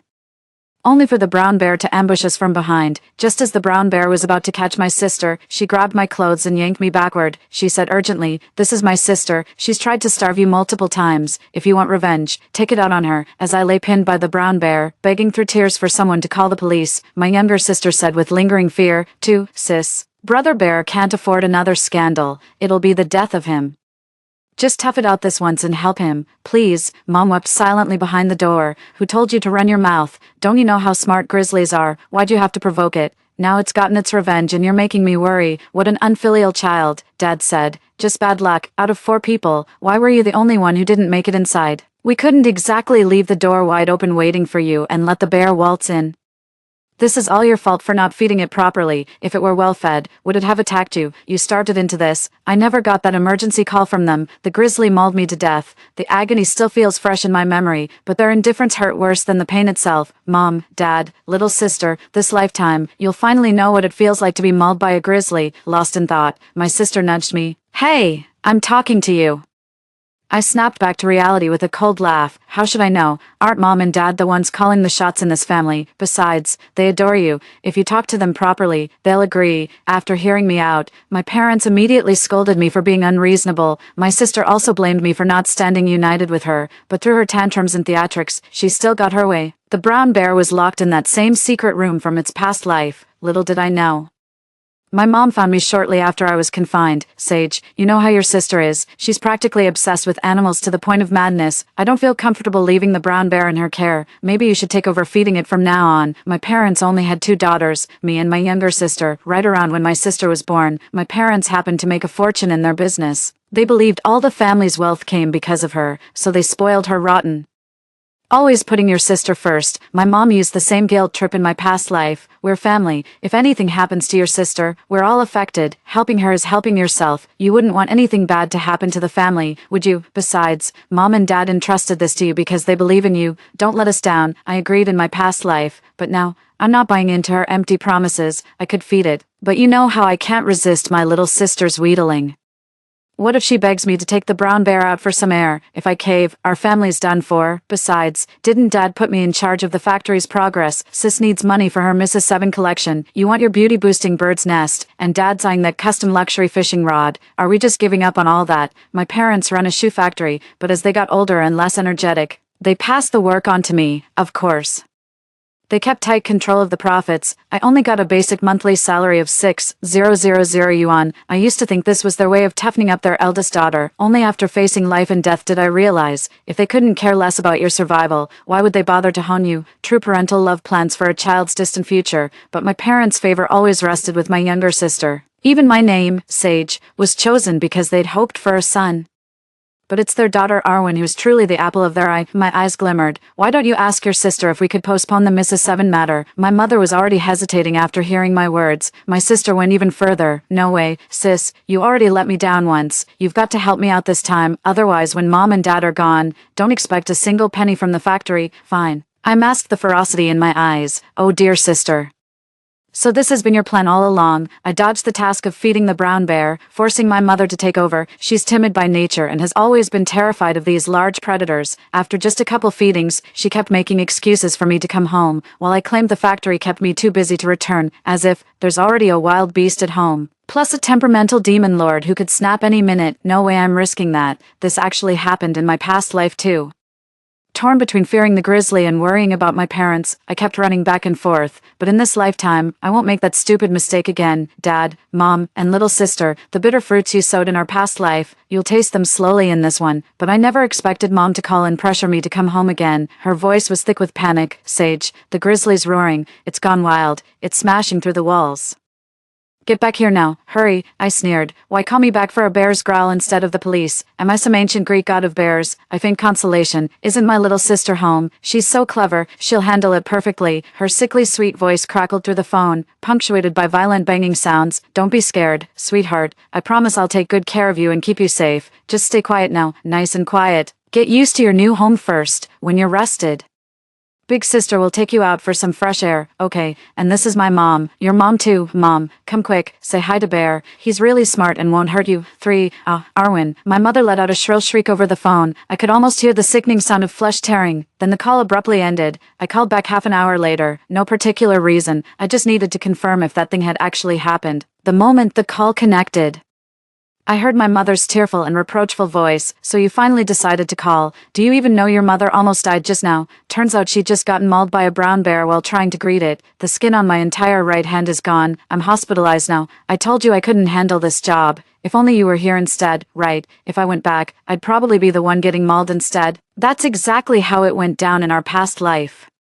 I was feeding the brown bear for my sister, but she kept distracting me with pointless chatter. Brown bears are actually gentle creatures. They won't attack humans unless provoked first. I asked my sister, have you lost your damn mind? Then the bear swiped at me when I least expected it. The dull, tearing pain of flesh being ripped off still haunts me to this day. What chilled me to the bone were my sister's and mother's words. She said, see, brown bears are intelligent. They can tell kindness from hostility. If you insult it, of course it'll claw you. My mother added, listen to your sister. She's been sharp since childhood. She's definitely right about this. And think about it. Why would that brown bear only scratch you? You must have treated it poorly. Be more patient with it next time. Now it's my mom who's getting scratched instead. She kept nagging over the phone. Sage. Do brown bears really eat people? I looked it up online. They say once a bear tastes human flesh, it gets hooked. Now that it's in our house, do you think someday it might? Absolutely. I warned everyone in my past life, but nobody believed me. Not only did they refuse to believe me, but they just stood there watching as the brown bear mauled me. I let out a mocking laugh, cutting off my mother mid-sentence. That's ancient history. Mom, why are you still hung up on it? If you hadn't provoked it, why would it have scratched you? Bears are smart creatures. Maybe you weren't patient enough with it. Think about it. Mom, why did it attack you and nobody else? My mom was left speechless by the retort. A chilling anger kept rising in my chest. Turns out no one can truly understand another's pain. In my past life, when the bear mauled me, they just stood by watching with cold sneers. This time, it's my turn to sit comfortably on high and watch them squirm in mortal terror. Dad ended up calling me back home anyway. It all started when Mom and my sister got into an argument about the brown bear situation. Mom declared, either that thing goes, or I do. My little sister sobbed pitifully, if Brother Bear dies, I won't live either. You'll just have to watch your child die before you do. With that, she tried to jump off the building. Dad panicked, torn between his wife and beloved daughter, completely at a loss for words. In the end, his gaze still landed on me. Boss, say something. I chuckled. The hot potato got tossed back to me again. In our past life, since I was the one who got scratched, they didn't take it seriously at all. Now they finally realize how serious this is. But I'm not the same person I used to be. I'll talk to my sister first. The moment my sister saw me, she couldn't hold back her tears of grievance. Sis, how could Mom be so heartless? It was just a scratch. Why did she have to kill Shumda? Brother Bear is a living creature too, Mom. You've been a mother yourself. How could you be so cruel? What if I were the bear? If I scratched you too, would you beat me to death as well? I gave a cold chuckle. Sometimes I'm genuinely amazed by my little sister's kindness, but her misguided kindness cuts deeper than a knife to her family. I pinched my thigh hard to steady myself. You're right. Mom just wasn't thinking straight when she said that. Like you, I believe bears can be tamed. The bear merely scratched her. She's overreacting. But with more exposure to brown bears, she'll surely see how adorable they are. My words successfully made my sister laugh and won her over. She asked me, so what do we do now? Mom's dead set on killing Brother Bear. I never imagined my sister could trust me this much. Yet it was my sister's trust that nearly pushed me to death's door again. I suggested to my sister, if we're keeping Big Bear, we'll need to restrict its freedom somewhat. How about building an additional outer wall? But my little sister protested tearfully, for now Brother Bear will lose even more freedom. I tried to comfort her. Which do you think matters more, freedom or life? Besides, isn't freedom inevitable as long as you're alive? In the end, my little sister took my advice. Actually, I tried this method in my past life too. Back then, after getting scratched, I single-handedly fought my parents and sister to demand the brown bear's execution, but they wouldn't listen. I had to improvise by specially casting a new concrete door, iron gate plus stone gate. There's no way the brown bear could escape unless someone deliberately opened it, yet my crazy sister still went and opened that damn gate. Now, as the mediator, I'm bringing up this suggestion again. I must bring this up. I fear too many changes might shatter the hopes I've cherished since rebirth. Worse still, my parents living in constant fear. Uprooted like me, I need to reassure them. Their parents' eyes lit up when they heard this. That's brilliant. Double the protection. But when it came time to actually do the work, son, your mom's hand is still injured. Your sister doesn't have much strength. and I'm tied up with my own tasks. How about you take charge of rebuilding that door? Long story short, my dad wants nothing to do with anything related to brown bears. He's afraid of the danger. And even more afraid of upsetting his lucky little daughter. I nodded with a smile. As it happens, I've got other things to attend to. In my past life, I built this stone gate myself to keep my sister's secret pet bear hidden from outsiders. This lifetime, I'm doing the same, mixing concrete and laying bricks. I worked swiftly to build the gate. As the walls rose higher, the chamber grew progressively darker. I saw the grizzly bear's gaze turn even more ferocious when it looked at me. That was the unmistakable aura of slaughter. Just like in my past life, a single glance was enough to make me tremble uncontrollably. The agony of being torn apart in my past life still courses through me. I can even hear the sickening crunch of my limbs being shattered, and I was fully conscious the entire time. I wish that thing would drop dead right now. But it must live, stay alive, and end those 3 lives. I clenched my teeth and hastily built the door. Tears mingled with sweat as they seeped into the concrete. My terror only fueled the grizzly's frenzied roars and door pounding. I heard with my own ears the sound of my parents and sister driving away. They abandoned me once again. I also saw with my own eyes that the door latch on the iron gate had come loose. Perfect, just like in my past life. After finishing the door, I practically stumbled out of there in a panic, back in the living room. I took in the opulent decor, but my eyes locked onto that antique mahogany door on the first floor. In my previous life, I died right outside that very door. Without hesitation, I immediately opened my shoulder bag where I kept my tools. This door was incredibly sturdy. It could even stop a grizzly bear in its tracks, but this time, I didn't want the door to be that formidable. I unhesitatingly pulled out a wedge and loosened 3 screws on the door. 5. I deliberately broke the doorknob so it can't be locked from inside. This is the first floor storage room. Nobody usually comes in here, so they won't notice. Just to be safe, I made some other subtle modifications elsewhere. I also installed surveillance cameras around the house. The camera is connected to my phone. Mom, Dad, and little sis, I'm gonna watch every second when that grizzly mauls you. I can't wait. Let's keep leaving the bear feeding to Mom. She was complaining to me. I'm scared. Really scared it might scratch me again. I gave her some advice. If all else fails, just call the police to have the brown bear removed. Out of sight, out of mind. She'd love to, but she won't play the villain in front of her precious daughter. She begged me, you'd better come back right now. Go back. Not a chance. I'd rather die than go back there again, I said with sarcasm dripping through the phone. If you're worried, just skip a meal or 2. That big guy won't starve to death so easily. Oh right, my mother understood, her eyes gleaming with cunning. Why hadn't she thought of that? If we stopped feeding that brown bear, wouldn't it just starve to death? And if it starves, her biggest problem would be solved, wouldn't it? At least I won't have to explain things to my younger daughter. This whole scheme was her older sister's idea anyway. I know what my mom's thinking, but I couldn't care less. I actually tried starving that brown bear in my past life too. It did get skinnier. But it didn't die. The brown bear just seemed listless, or as my sister put it, it was depressed. Then she let the bear out for some fresh air. You can imagine the havoc a vicious, starving brown bear could wreak. Strangely enough, this time around I found myself eagerly anticipating the bear's rampage. My mother strictly adheres to everything I say. The brown bear in the surveillance footage is visibly weakening, its gaze growing increasingly savage. I have no doubt how frenzied it would become if a living creature appeared before it now. It would likely pounce even on inanimate objects. It's not an established fact that brown bears only consume live prey. When starving, it'll even devour carrion without hesitation. That's why playing dead to escape a grizzly is just dark humor at best, even if we assume it strictly hunts live prey. But did you know how frighteningly intelligent they are? You play dead, it licks you. Do you have any idea how painful a single lick is? Just one lick would erase your face and make your eyeballs explode. It takes tremendous willpower to endure that. Even if you can endure the pain, it'll still lurk in the shadows, watching and waiting for you to stand up. A brown bear is never some dim-witted creature you can reason with, especially one that's tasted blood. Seeing the madness in its eyes made me even more afraid to go home. I threw myself into work, using busyness to mask my inner anxiety and that secret little spark of joy. Just then, my sister unexpectedly called to vent her frustrations. Mom's being so cruel, she barely feeds Shungda. 3 meals skipped in 2 days, now he's just skin and bones. Sis, come home quick and save our baby. He's practically our little brother. Adopting a brown bear as your little brother. Girl, you're truly one of a kind in history. Masking the darkness in my eyes, I chuckled into the phone. I'd love to. But sis is still setting up your Mrs. 7. Besides, what about your little leopard and tiger cubs? Giving up on them already? Never. My sister absolutely adores wild beasts. She loves brown bears, but she's equally fond of flashy little leopards and tigers she can show off. But, hey sis, can you help me figure something out? We can't let Brother Bear go unfed. I brought up my dad. In this household, my father might as well be invisible, even in my past life's trials. My father's presence was conspicuously absent, but one phrase of his still rings clear in my memory to this day. I hung up the phone. If you'd fed it properly, would it have eaten you? As if everything was my fault. Yeah, my bad. I was wrong from the very beginning. Shouldn't have let that brown bear into the house. I should have nipped the danger in the bud from the very beginning. But since I failed in my past life, I'm not going to bother this time around. We're family, after all. Why shouldn't they get a taste of the suffering I endured in my past life? 6. This is exactly how a loving family should function. I told my sister, you can't just rely on one person all the time. Mom's still traumatized after being bitten by that bear, so her fear is understandable. But Dad's different. He's a man with nerves of steel. Plus he's got nothing better to do. Perfect candidate for the job. Doesn't Dad love feeding fish? Feeding bears is basically the same thing, my sister agreed.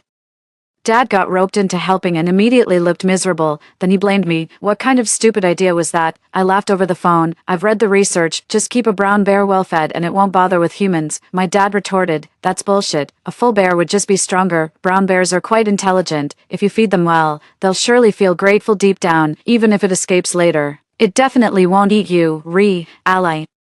Anyone with half a brain wouldn't believe such nonsense, yet my father actually took it to heart with some credulity. He had no idea this brown bear was nothing but a merciless tyrant at this stage. Even if you fed it, it wouldn't show an ounce of gratitude. On the contrary, that petty mind would only see you as its jailer and tormentor, waiting to exact vicious revenge given the chance. Dad, you'd better keep him well fed in this lifetime. There's a second reason why I want my dad to be the one feeding it. What if that starving grizzly bear gets picky when it attacks and decides to feast on just one person? I wanted to torment my family, especially my dear sister, just like it toyed with me in my past life. I'm not worried the bear might lose its depression after getting full either, because Dad's a real genius.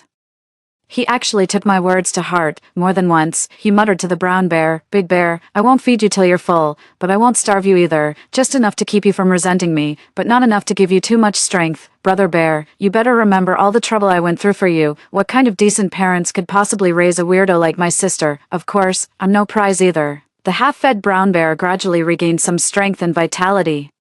I was worried my sister wouldn't take the brown bear out for some fresh air, but soon realized I'd overthought it. Even if the bear wasn't depressed, she'd still let it out to stretch its legs. She overestimates her ability to tame wild animals, and greatly overrates the bear's affection for humans. And I actually stupidly wondered if the brown bear attacked me because I didn't feed it enough. How foolish of me. It was a beautiful sunny afternoon, on camera.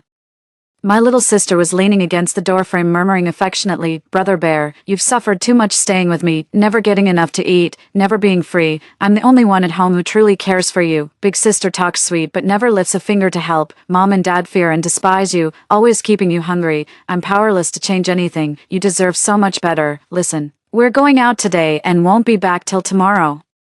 I'll leave the stone gate's lock undone, just push from inside and it'll open. Okay, that girl's got nerves of steel. I was trembling with excitement and didn't sleep a wink all night, but then something unexpected happened. Sis, do you think we should install a security camera at home? My heart skipped a beat. Had my sister discovered the camera I'd secretly installed, then I relaxed again. If she'd really noticed, she wouldn't have said it like that. Playing dumb, I asked her, what's with installing cameras? But she just gave a hollow laugh, saying it was all a joke, then made a point of telling me, hey sis, I'm going out with Mom and Dad and won't be back until tomorrow afternoon. If you're free these couple days, remember to swing by and feed Bear for me. Okay, 7.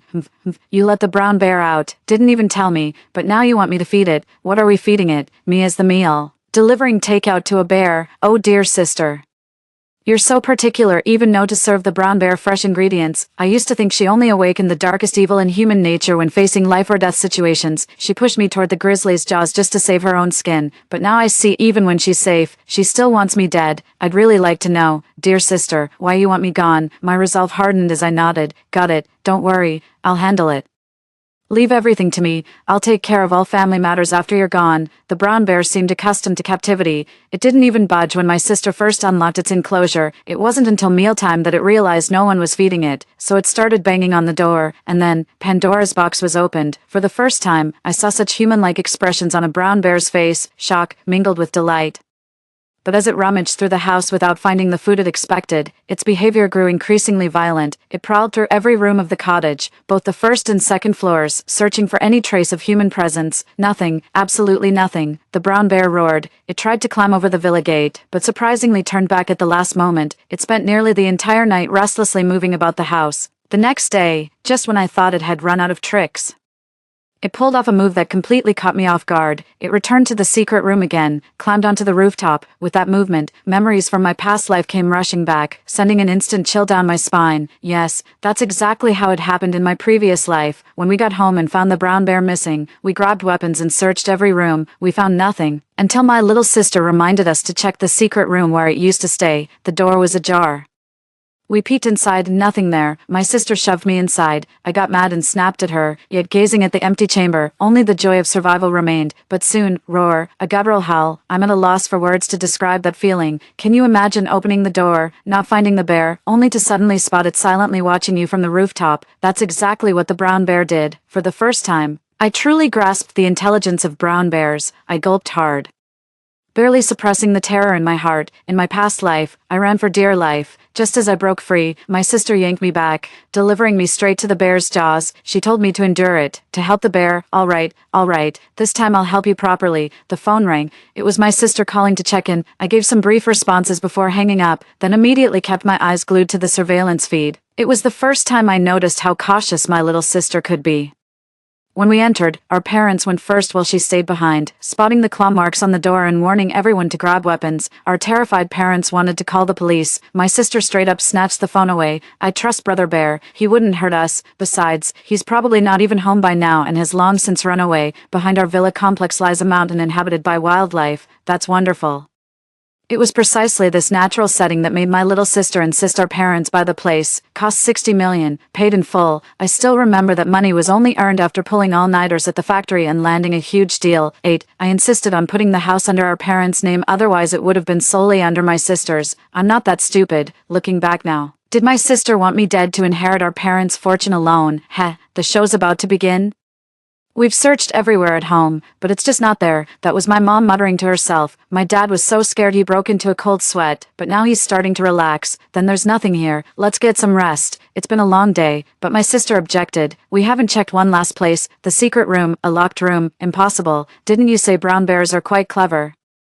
Given the chance, why wouldn't it escape? At this point, the younger sister hadn't admitted to deliberately releasing the bear, only claiming the door wasn't sturdy enough. Her door's crap, just like everything else she does. The only reason you value her is that lucky break landing that big contract. Mom and Dad didn't want to go at first, but my sister insisted so strongly that they ended up going with her. When they reached the escape room entrance, Dad, you go in, you go. That's when father and daughter showed their deep bond, politely deferring to each other. Neither of them wanted to go, until I saw their eyes meet briefly in the air before they simultaneously made their move. Mom, you go. With a tremendous shove, Mom was pushed into that secret chamber. Mom let out a random scream, but quickly, Mom laughed with that post-disaster relief I once knew in a past life. Yet soon, how did it, up there? In the end, Mom never got to finish her last sentence.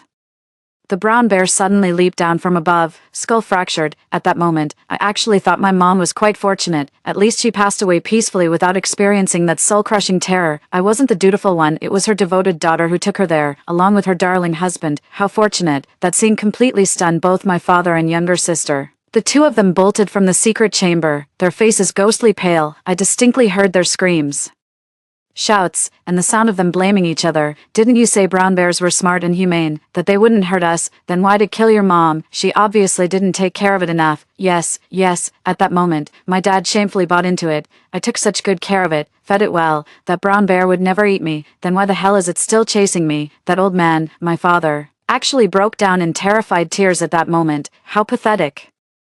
Yet he kept up his pace effortlessly, running neck and neck with my sister. I was dying to know which of them would last till the end. Watching their desperate escape from behind the camera had me on edge. Finally, the little sister tripped over her own feet and quickly fell behind. The grizzly's massive paw was right behind her. At this critical moment, Dad, my sister let out a piercing scream while desperately reaching out her hand. She was always frail, couldn't lift a finger to help. Delicate as a porcelain doll, yet in that moment, she summoned strength beyond anything she'd ever shown. That fragile girl somehow managed to yank my father with her bare hands. True, she can manipulate me just as easily as she does my father. We're nothing but stepping stones to her. The only difference is which stepping stone she finds more convenient. I really wonder how my father feels about all this. He got straight up heart-ripped, staring at the bare paw in his chest cavity. My father couldn't believe his eyes, that his most beloved youngest daughter had actually pushed him into the bear's jaws. Even less could he believe this bear had actually mauled him. His gaze followed my sister's retreating figure as if to say, "Why are you doing this to me?" I thought bears could understand human emotions. My sister seized that momentary pause to escape into the storage room on the first floor. Finally regaining some composure, my father screamed hysterically, "Help! Help! Call the police, quick." My sister was trembling behind a door. Dad, hang in there. You fed it. It won't eat you. I can't call the police. It's already eaten one person. If it eats again, they'll shoot it." My father's desperate scream, "Nine, after all I've done for you, this is how you repay me. Did I ask you to raise me?" My sister sobbed behind her hands. She always has to have the last word. "You brought me into this world without my consent.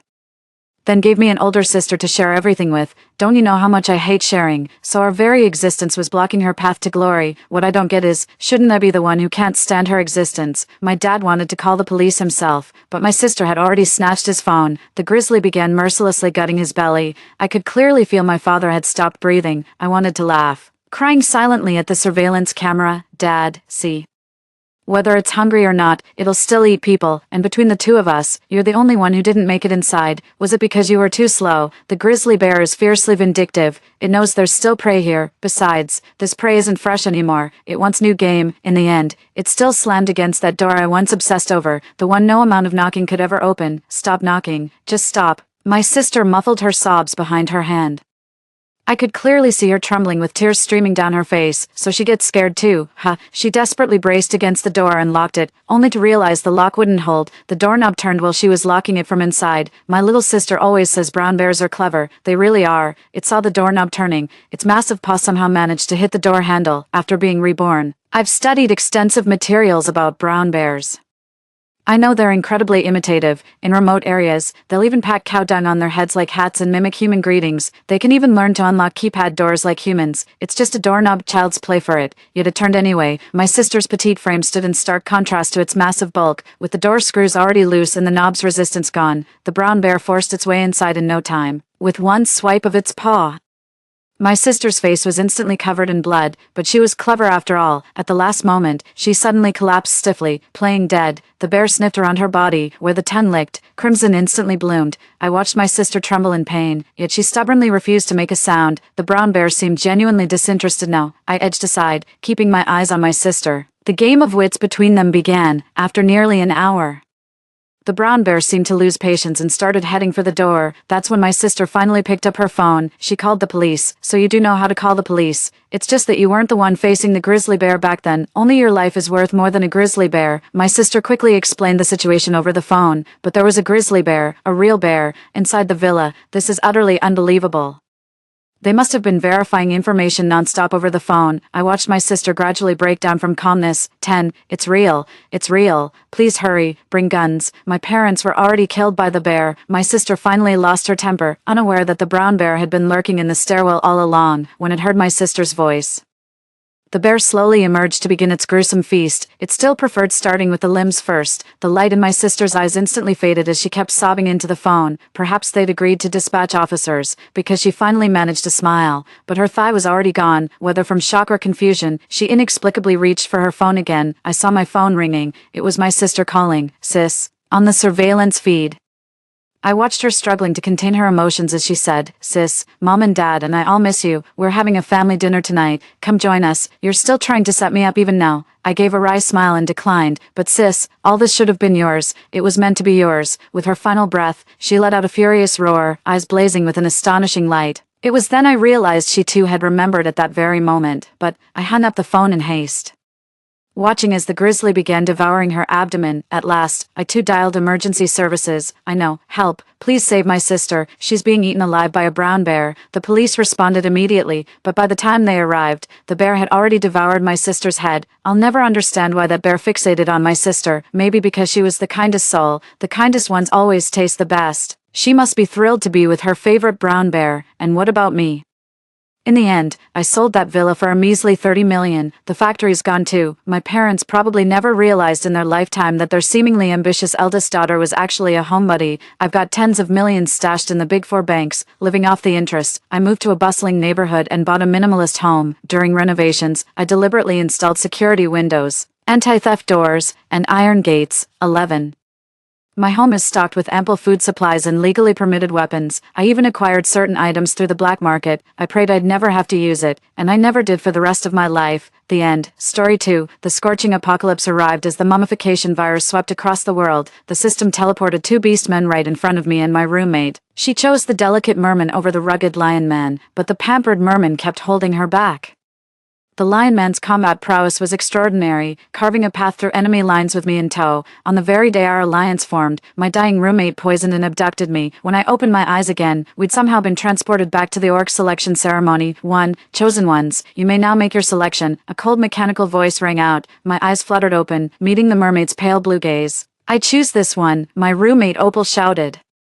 Darting toward another beastfolk and slapping a stamp on it with dramatic flair, the binding successful chime rang out. She exhaled in relief and shot me a challenging look. But you didn't see this coming, Sage. The Leo man is mine in this lifetime. This lifetime, huh? Looks like she's been reborn just like me, so, I said calmly, and she clapped her hands in amusement. You know better than I do how powerful Leo is. Without him in our past life, you'd never have gained everyone's admiration or formed that alliance. Opal spread her arms wide, her eyes gleaming with manic intensity. In my past life, I chose the wrong orc. That's how you lucked out and got the upper hand, but the heavens gave me a second chance, and now the Lion Man is bound to me, so I, Opal, am destined to be the protagonist of this apocalypse, your savior, all of you. No wonder in my past life when I kindly treated her illness.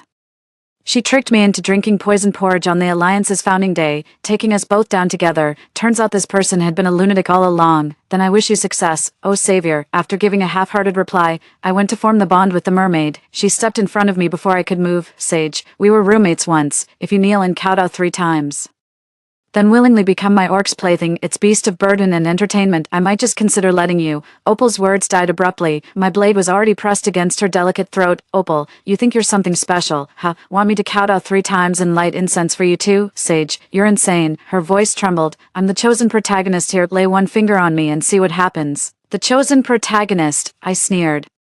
Let's see if your plot armor can save you one more time. My grip tightened on the blade. A crimson line bloomed across her porcelain neck. Sob, I was wrong, Sage. Please don't do anything rash. I spoke without thinking. Just put the knife down. I'm begging you. I don't want to die. My face darkened. I'll admit it, for that split second, I genuinely wanted to kill her. After all, she was the one who ended me in my past life. But, my gaze traveled past Opal to the Lion Man behind her.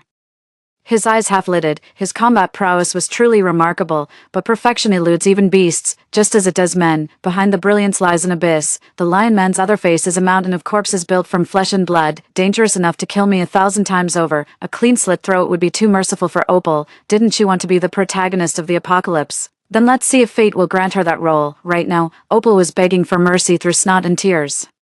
I sheathed my knife and grabbed her by the collar. Get out, and don't you dare bother me again. Out. You're kicking me out. I paid the damn rent. What gives you the right? I twirled the knife deftly in one hand. She shuddered involuntarily. Fine, I'm leaving right now. I chased Opal and the Lion Man to the doorway. She took 2 steps back, her face instantly darkening. Sage, you're the one burning bridges tonight. That mermaid's nothing but dead weight. Binding with it will ruin you forever.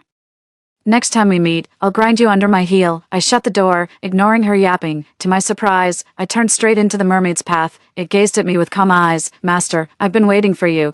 It raised its hand before me. So now, bind yourself to me. Let me be your orc. From this day forth we share one life, one death, one destiny. 2. So hot. I kept squirming when a sudden chill crept across my waist, reaching out. My fingers met something soft and slippery.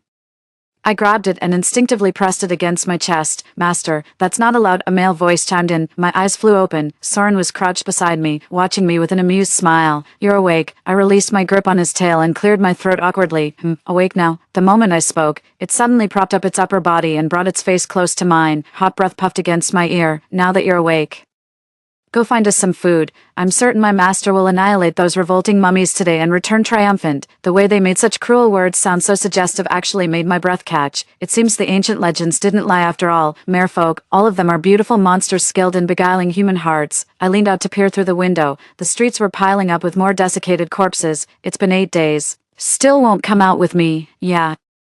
I've been operating solo for a week now, though Opal kept calling merfolk deadweights. I just thought they were weaker in combat. Never imagined they couldn't even move alongside humans like other beast folk. The first couple days were manageable. 90% of people chose to stay home waiting for rescue. Getting supplies is still relatively easy for me. The zombies move slowly and aren't too numerous, easy to take down when encountered. But after a week, most areas have already fallen. Their numbers have multiplied, and they've become noticeably faster. With no rescue in sight, panic spread through the crowd, and looting began to break out. Some resorted to extreme violence, even killing over a few cans of soda. Orcs carry dimensional storage. Having him around would take a huge load off my shoulders. Besides, once bonded, we share the same system interface, including hunger and thirst meters. You'll die if it reaches 0. The messed up part is we have to stay together just to replenish these through eating and drinking. If he can't leave, I'll have to clock in daily just to eat here for my health. It's such a hassle and a total time waster. Soren was sitting on the edge of the bed at that moment. Upon hearing my question, it let its tail droop to the floor. Master, I'll give it a try. It stood up. The next second, it let out a muffled groan and collapsed straight down. Startled, I rushed to catch it. Only then did I notice countless red marks covering the other side of its tail. Are you hurt? I asked. Soren frantically hid his tail behind his back. Master, I'm fine. Don't worry. Speak. It opened its mouth, hesitated for a few seconds, then whispered. Soren wanted to help ease your burdens like other beast folk do, so I quietly opened the balcony door while you were asleep. But merfolk naturally fear heat. The moment my tail touched the outdoor ground, it got scalded. I remember your conversation that night, though I don't understand this past lives concept. I can guess. That lion man was originally your beastfolk companion, wasn't he? At this point, he let out a sigh and lowered his head. That lion guy looks so protective, unlike me who just ends up being a burden. Right now, Soren looks like a pitiful little puppy with hurt feelings. After muttering a few more words to itself, it suddenly raised its head, tear-filled eyes with reddened corners. Master, have you ever regretted binding with me? Outside, the temperature soared to 60 to 70 degrees Celsius. 3. Downstairs, desiccated corpses wailed endlessly. I'm a driven woman who's been reborn to continue building my empire. This should be an adrenaline-pumping power fantasy, yet the mermaid before me clearly doesn't belong in this scene. Could the system have actually glitched, appearing in titles like Mermaid Reborn, Love Me Again, The Mermaid's Deadly Romance, Siren's Seduction? Did you really bring that cliché plot device here? This is the apocalypse, a scorching hot apocalypse. We're fighting for survival here, and you're asking if I have regrets. I do regret it. Once an orc is bound, the connection cannot be severed. Now we're bound together by a single life force. To prevent its emotions from endangering my life, I have no choice but to humor it. I smoothed Soren's hair and shook my head. Of course I don't regret it. You're wonderful, though the other beastfolk can follow orders. I what? He asked with sparkling eyes. I maintained a calm exterior while desperately scrambling for compliments in my mind. Out of the corner of my eye, I caught sight of the tail beside me. I clapped my hands. But your tail is so cool. It helps me stay cool and sleep soundly every night. That's absolutely amazing in this scorching weather. Soren, you're the best. With that, I immediately stood up to put on my heat-resistant gear, stop overthinking and focus on recovering. I've got everything handled outside. You won't go hungry. Turns out not everyone can provide emotional support. This thing is even more exhausting than killing zombies. Master, are you absolutely certain? It pressed. I nodded. Yes, absolutely. Truer than pure gold. All right, I've got to go now. I'll bring back treats. The sudden flash of my personal interface cut off my unfinished words. Congratulations, host, you've completed the Mermaid exclusive quest, being chosen with conviction. First quest reward, 50 attribute points freely distributable among combat, companionship, and storage. Mermaid exclusive interface unlocked. Subsequent quests can be accessed through panel prompts. Before I could process what happened, 3 new attribute lines appeared in the previously empty bottom left panel. Full capacity is 100, currently all at 0. Shahu bot prevents document forgery. For bookfinding bots, choose Shahu, reliable heavy checkmark and scam-free, exclusive dashboard, so mermaids are actually raise-entering characters. Jackpot. Soren, look, you can come out with me now. I pointed at the companion's status bar and turned to him excitedly. Soren was staring straight at me. Seems my master really wants us to be inseparable. What nonsense is he talking about? Going out together makes it easier for me to load stuff into the space. Of course I want to. I forced a smile and didn't respond to him, shifted my gaze to those 50 skill points. He stored them in his dimensional inventory. As for combat prowess, after a moment's hesitation, I decided to go all in and max out the follow skill. Skill points allocation complete. After the notification chime, I turned to look at Soren on the bed. He didn't seem any different, except for slightly flushed cheeks. I opened the balcony door and beckoned to him. Soren, come out and give it a try. His face turned even redder after I said that. That's when I noticed. It was still under the blanket, in the scorching heat. Trying to get heatstroke or what? Are you okay? Why on earth are you covering? I walked over while saying this and reached to pull. Master, don't. It raised a hand to stop me, but I was quicker, and then I saw a pair of powerful, slender legs. Oh my. Little tiger bot anti-piracy file protection. Choose little for bookfinding bots. Tiger, reliable and trustworthy, no pitfalls. 4. Is this what happens when you drag the follow attribute halfway? Wow, the fishtail just turned into legs. I immediately turned around and theatrically covered my eyes with my hand, and of course, I couldn't resist saying that classic line, I didn't see anything. Never gets old seeing Master flustered like this.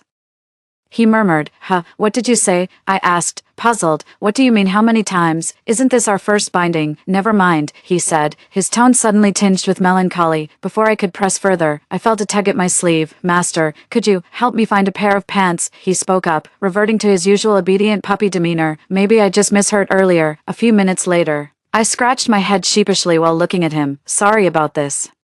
Just bear with the outfit for now. There's a mall 2 blocks away where we can get you changed. Soren glanced down at the floor-length skirt, then back up at me, on the verge of falling apart, yet still managing a smile. What I wear doesn't matter. Being able to go out with my owner is what truly counts. The moment those words left his mouth, a guttural roar echoed from outside the room. Then, the front door began to shudder. Oh no. The ghouls are banging on the door. That can't be right.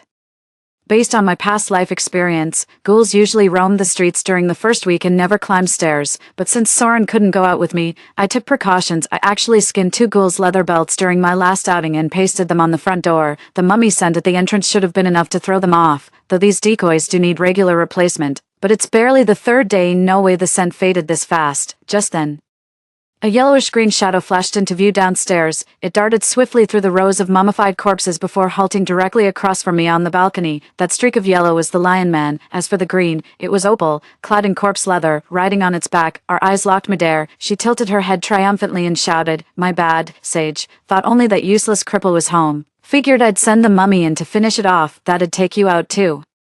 Didn't expect you'd be here. Perfect. You two can die together. Ha ha, ha ha." She threw her head back in maniacal laughter. My hands clenched involuntarily into fists at my sides. At that moment, the gate crashed to the ground with a thunderous boom. Countless mummified corpses came pouring in frantically. For secure document protection against piracy, choose Shahubot, reliable, stable, and hassle-free. Soren, go. 5. I grabbed its arm, ready to leap off the balcony.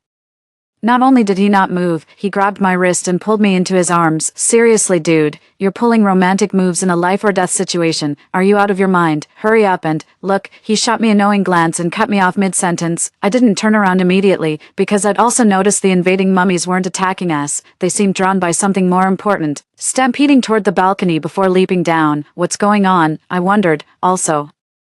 Could you let go? I can barely breathe. Soren reluctantly loosened his grip around me, but before I could relax for even 2 seconds, he slipped his arm around my waist again. I was suddenly lifted into the air as he carried me to the other side. While moving me, he swiftly raised his leg and delivered a powerful kick forward. A desiccated corpse had its head kicked clean off. Had we not switched positions, it would have been me who lost my life. I thanked him, though something felt off. Soren's combat ability is literally 0, but that fluid combo just now, clearly skilled. Thanks. Piss off. Disgusting creep. Sage, you bitch. What underhanded tricks did you pull? Why are these beasts all coming after me? Get away. Get the hell away. Opal kept cursing downstairs. A horde of desiccated corpses was hot on her heels. They came in waves, their numbers overwhelming like a tidal surge. It suddenly occurred to me that I might have heard a faint door opening sound while getting clothes for Soren, combined with his calm reaction. "You're doing?" I asked. Soren nodded and admitted frankly, "Yes, I spotted them the moment they showed up, and accidentally overheard that woman's scheme. There happened to be a fresh corpse in the hallway, so I skinned it and sandwiched the hide between those 2 other skins. Human blood really is the best bait for mummies." But he couldn't have taken more than 10 seconds opening and closing that door. He not only skinned the corpse in such a short time, but also sandwiched it between those 2 flayed skins on the door. He gently shook my hand. "I only did this for safety reasons. Master doesn't think I'm cruel, does he?" Staring at that innocent face before me, I instinctively wanted to take 2 steps back. But the attribute prompt on the panel made me reconsider. How could that be? You did great, after all.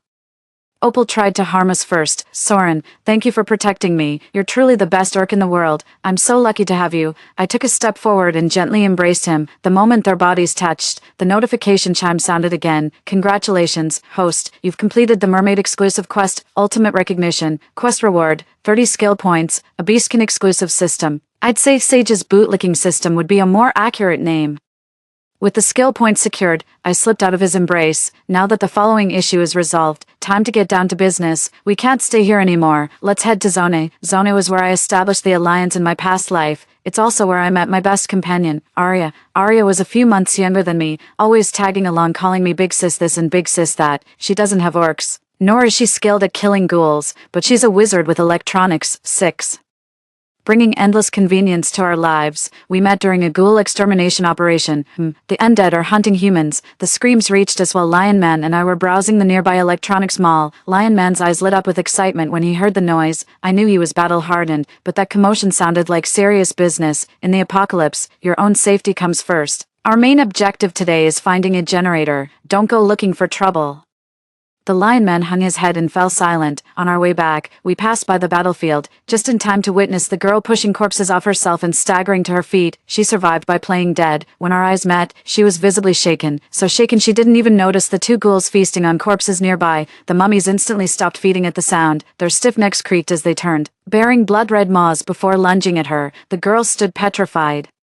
Frozen in terror, 2 mummies, 1 life, might as well lend a hand. I pulled the knife from my ankle and gave the Lion Man a pat. He understood instantly, charging forward with me on his back. After taking down the mummy, I glanced at her still dazed face, shaking his head. He turned to leave. I'll save who I can within my power, but whether she makes it in the end depends entirely on herself. He'd barely taken 2 steps when the girl suddenly came running over. Sis, thank you for saving me. I'm Arya, my life is yours now. Your life means nothing to me. I knew that was just an excuse. What she really wanted was to travel with us. Sis, I may not be good at fighting, but I'm an amazing cook. It's been ages since I last heard that term. She seemed to realize something too, awkwardly rubbing the tip of her nose. And that's not all. I can fix appliances too, anything electrical. As long as there's power, cooking, electrical appliances. I remembered the generator I searched for today, and the broken fan and fridge at home. Can you fix anything? I asked. She nodded vigorously. Yep, I can fix anything. ACs, TVs, washing machines, lamps, fans, microwaves. I gave her a once-over, just so we're clear. If you're lying, I won't hesitate to kick you out. She thumped her chest confidently. Don't worry, sis. I've got this. And just like that, I took her back with me. Gotta admit, that girl's got some real skills. I handle sourcing parts while she does assembly and repairs. You could say we've started a whole new chapter. Later, when forming the alliance, I'd always emphasize this line when recruiting talent. We've got central air conditioning here. But then she died. 3 days before the alliance was established, there was another faction that rivaled my own in strength. Their leader went by the name Archer. I let my guard down and fell into his trap. Just as I was surrounded by ghouls with no backup, Arya arrived. Yes, a girl who'd been terrified by mummies countless times. Despite her timid nature, charged in with explosives without hesitation. The blast was devastating. It wiped out those mummies, and took Arya's life with them. Perhaps this is what they call a death curse. If only she hadn't said, "Give me your life back then," that very night. I led my team to storm Archer's stronghold. I threw him into the dry well, then tossed one of Arya's identical explosives after him. Arya, you owe me nothing in this lifetime, so you better stay alive for me. Thanks to Opal, she lured all the zombies away from downstairs, but after getting out, I realized I'd overlooked something crucial. We're about 100 kilometers away from Zone 6. In my past life, a Lion Man carried me on his back, and he was crazy fast. We could zip between districts in no time, but now, I glanced at the pale, fragile-looking boy beside me. Fine. I'll have to rely on myself then. We'll probably be walking for 3 or 4 days. First I'll find you some clothes, then gather more food and water. Oh, and we should stock up on weapons too. Just grab whatever we come across. Surprisingly, Soren didn't respond immediately. I looked at him in confusion as he pressed his lips together, seeming somewhat downcast. What's wrong? I asked. He shook his head. It's nothing, master. Just some sad thoughts. I'll work through them on my own.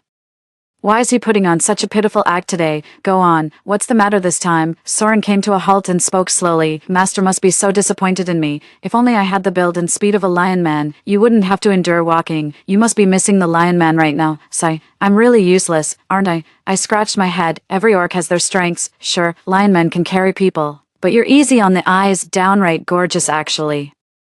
He took a step forward and lowered his head, until his face was just a fist's width from mine. Since Master likes my face so much, you're only allowed to look at me from now on. No more staring at other beastmen. Okay, it really hurt my feelings when you kept looking at that lion man earlier. All right, I get it. Let's just go already. My face felt strangely warm. I casually agreed to cut the conversation short, pushed his face away and bolted toward the mall like escaping. The mall has 4 floors in total. The basement houses a chain supermarket. While the first floor sells gold jewelry and cosmetics, the second and third floors are clothing stores, with dining options on the top level. Compared to the upper floors, the basement level was noticeably noisier. The blood-stained clothes and gnawed mannequins made it clear a fight had broken out here recently. I found a relatively clean store and had Soren change into fresh clothes quickly. Grabbed a few extra just in case. With so many people downstairs attracting zombies, should we still go? He asked. I was just thinking the same thing, but as the saying goes, in for a penny, in for a pound. Besides, we're running dangerously low on food. This essential resource will only become harder to find as time goes on. We've still got several days' journey ahead. Even though going down now is risky, we have no choice. Go on. We need to move quickly. The supermarket was in even worse shape than I'd imagined. Everyone's on a crazy shopping spree. Mommy, why aren't they paying for anything? A little girl looked up and asked her mother. The woman's hands froze while tearing open the instant noodle packet. Because now, there are no more rules or order left. But is this really right? The girl pressed. The mother smiled helplessly. It's wrong, but the fault isn't ours. It's this catastrophe. Those terrifying monsters.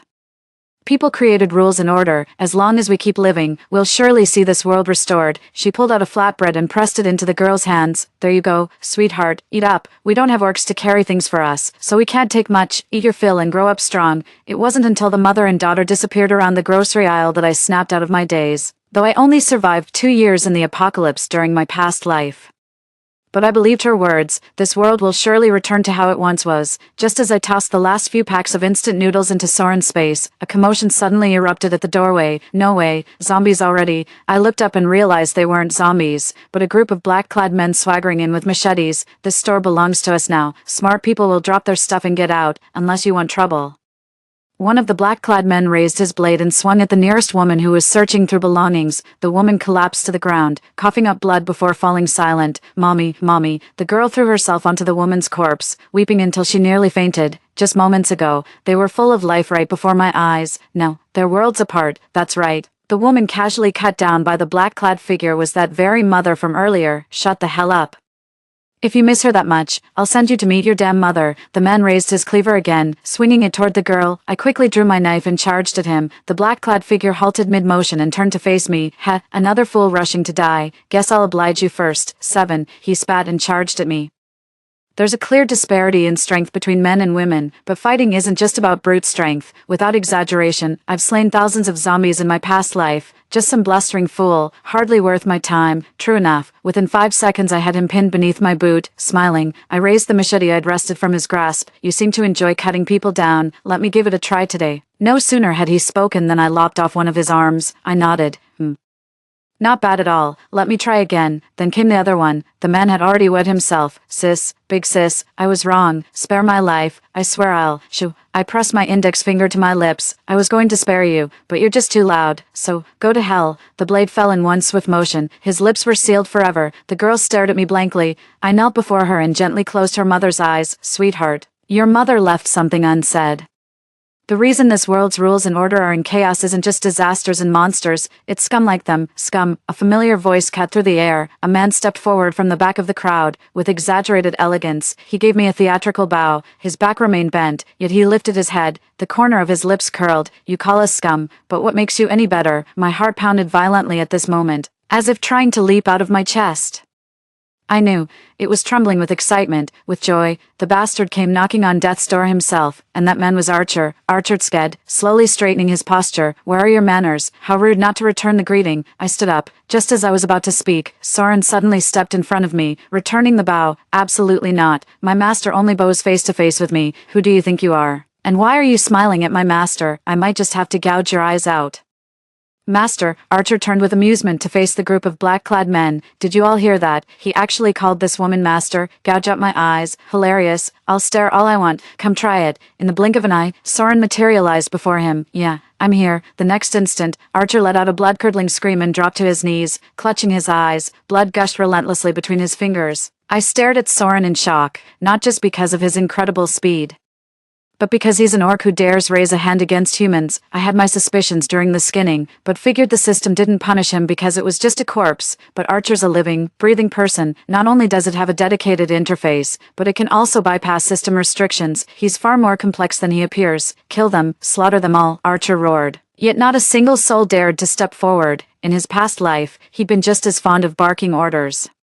His true motive for building this faction was never about providing shelter for others, it was merely to feed his own delusions of superiority. In that case, I'll let them personally send you to your grave. I jerked my chin toward the door. Soren got the hint and blocked the doorway. I grabbed a fruit knife from the shelf and tossed it at the black-clad men's feet. Now the tables have turned. I pointed at Archer. Stab him once if you value your life. Anywhere will do, then you're free to go.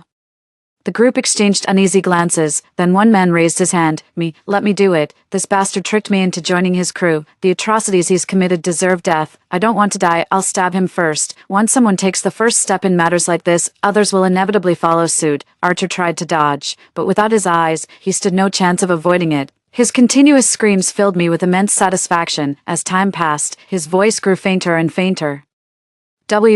We've never had any grievances. Why would you do this to me? In my past life, I'd asked those very words when he framed me. What did he say back then? Oh right, he said, because I damn well please. Because I damn well please. I threw his exact words right back at him. Master, stop chatting with him. It's time we left. Soren approached. Time to go. The stench of blood is so strong here. The ghouls will be upon us any moment. As for Archer, who's barely hanging on, he'll soon become ghoul chow. Everyone, ghouls are coming. We need to leave now. I've said my piece, whether they listen is up to them. Before leaving, I glanced at the little girl. I wasn't in any position to care for her, as the road ahead wasn't going to be smooth for me, though I noticed a middle-aged woman with salt and pepper hair had joined her side. Little one, I've lost my daughter too. If you'd like, come home with me. Calamity magnifies malice, but kindness is the light that illuminates the human heart. Soren and I traveled onward with many stops along the way, raiding supermarkets for food, scavenging hardware stores for tools. Of course, I didn't hesitate to stockpile other miscellaneous supplies either. 8. By the time we reached Sony, nearly a week had passed. During that time, I completed several more missions and earned 120 skill points. Master,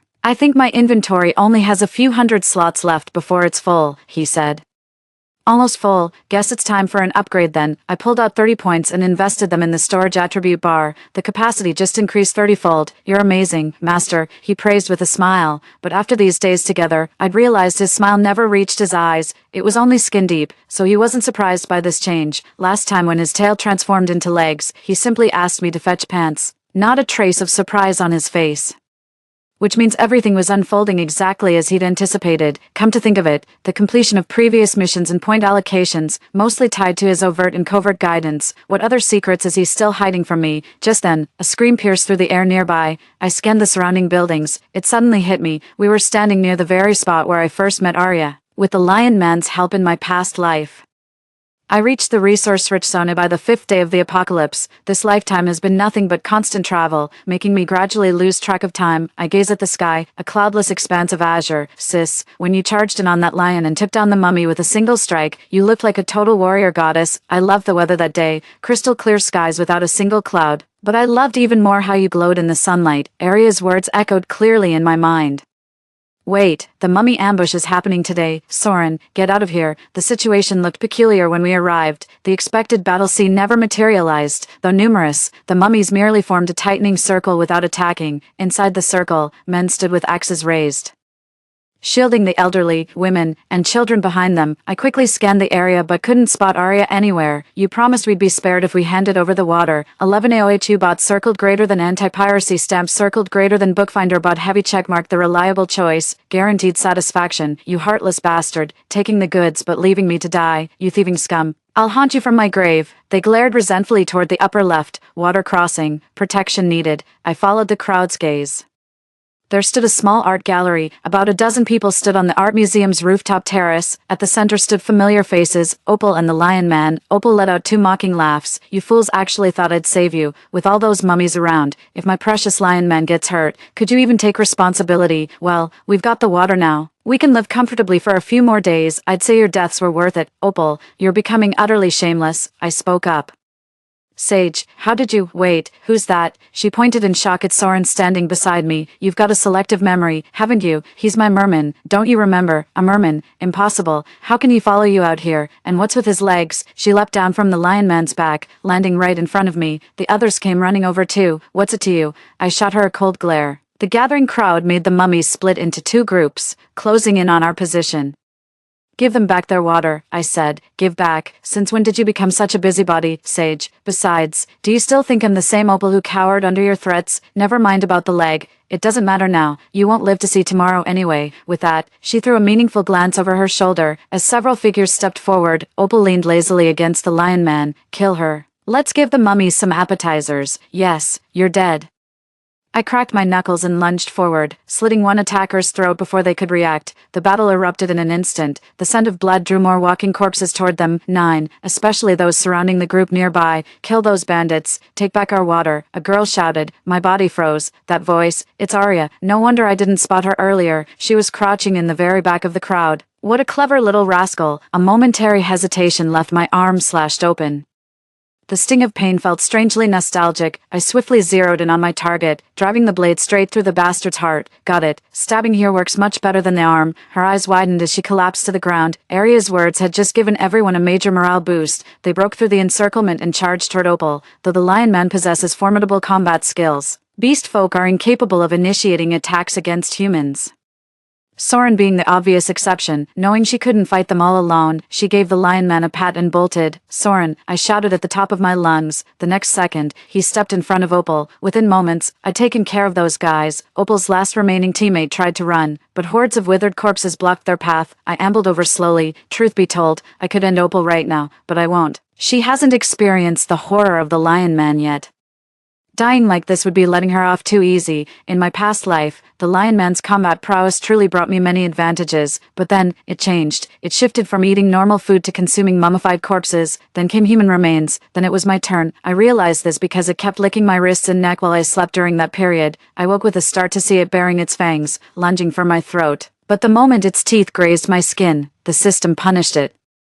Leaving the creature writhing in agony on the floor, I've brushed with death countless times. I locked it away, then it began starving itself. Its weakness started draining my life force. But that was right at the dawn of the Alliance's formation. To present a more appealing front for recruiting talent, I had to slit my wrist and offer him the first bowl of blood. Give them an inch. They'll take a mile. The torment drove me to the brink of madness. Tried every possible solution, but nothing worked.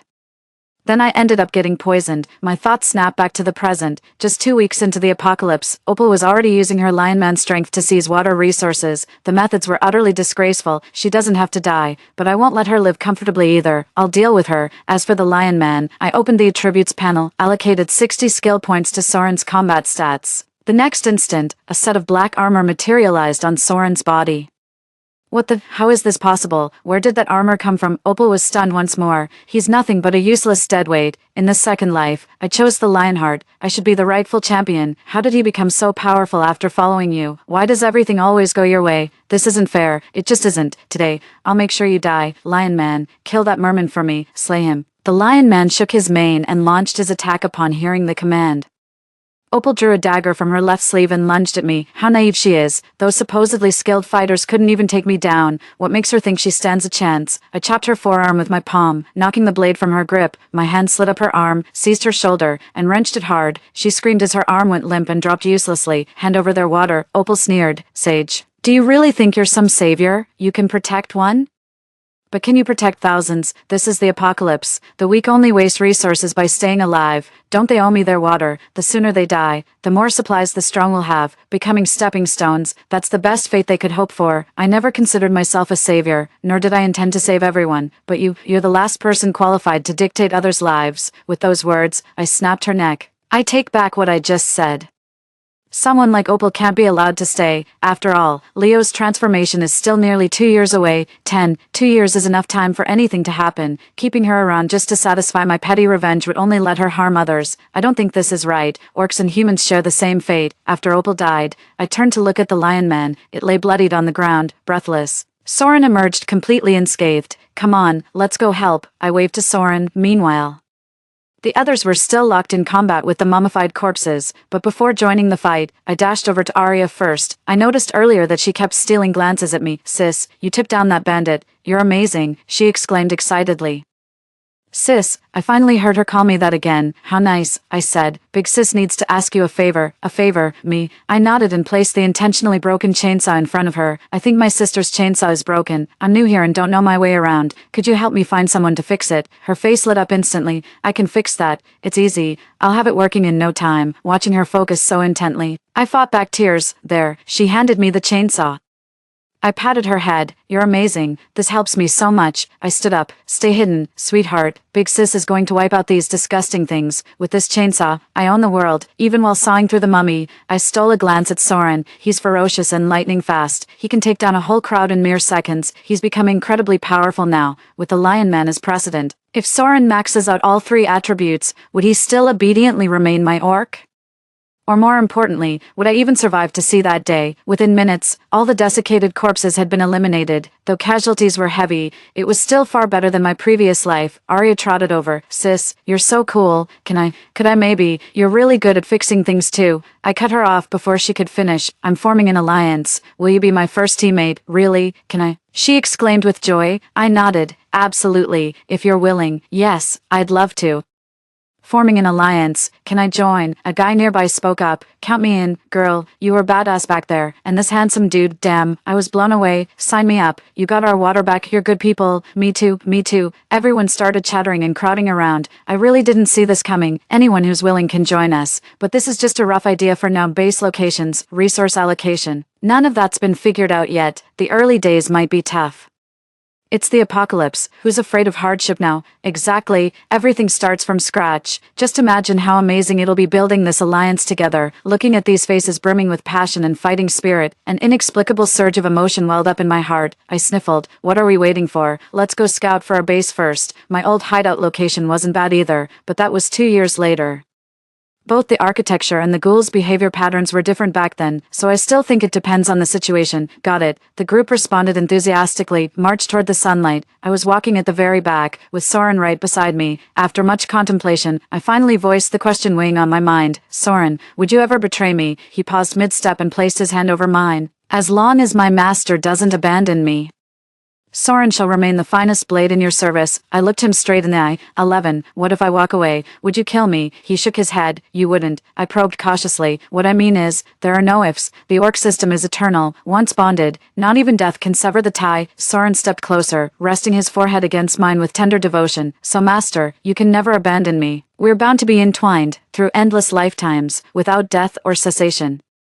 His words left me utterly stunned, unable to recover for the longest time. I merely voiced the question lingering in my heart, yet he laid bare everything without reservation, for all eternity. But last time, that was an accident. His expression turned cold. The system malfunctioned, dragging us into this scorching apocalypse. But it doesn't matter now, because the correction's been made. Consider this lifetime as his compensation to us. What's more, this place showed me a side of you I'd never seen before, decisive, brave, kind. So I don't blame fate for this twist. Everything happens for a reason. My mind is a mess. Why are you telling me this all of a sudden? He hugged me with a smile, resting his head on my shoulder. Because I have a mouth. I don't want you to misunderstand me, nor do I want any distance between us. His words burned so intensely they left me parched. Got it. Well then, give it your best shot. Go get him. Hey Arya, there's something I need to tell you. It's about. I broke free from his embrace and stumbled forward in panic. 1 year later, the alliance was officially established. The progress is twice as fast as my previous life. My relationship with Soren grew increasingly intimate through our time together, but his exclusive mission always remained one step from completion. What could it possibly be? I glanced at him lounging leisurely beside me. You really don't know. You're not lying to me. Soren's gaze was utterly sincere. Master, you've asked me 100 times already. I truly don't know. I don't believe you. He sighed and walked over helplessly. Opal spread her arms, her eyes gleaming with a touch of madness. Go you, because I like maxing out my skill bars. Seeing each one just 2 or 3 points short is driving me crazy. Are you really that desperate for these 10 points? So you do know. Spit it out. What is it? I demanded, hands on my hips. He suddenly stepped closer, his gaze unreadable. My mission concerns me, obviously. Think hard. What's left unfinished? Unfinished. We've been inseparable this whole year, done everything together. Is there really anything left we haven't tried, haven't done? My face instantly flushed crimson. Soren leaned in closer. So master, ready to unlock that final quest. I swallowed hard. My first instinct was to run, but then I saw the hope in his eyes. It suddenly hit me, every time he'd expressed his love this past year, I'd been running away. Desertion is never honorable. Speak your mind before it's too late. Love demands courage and expression. With that, I smiled quietly to myself. She wrapped her arms around his neck and kissed him.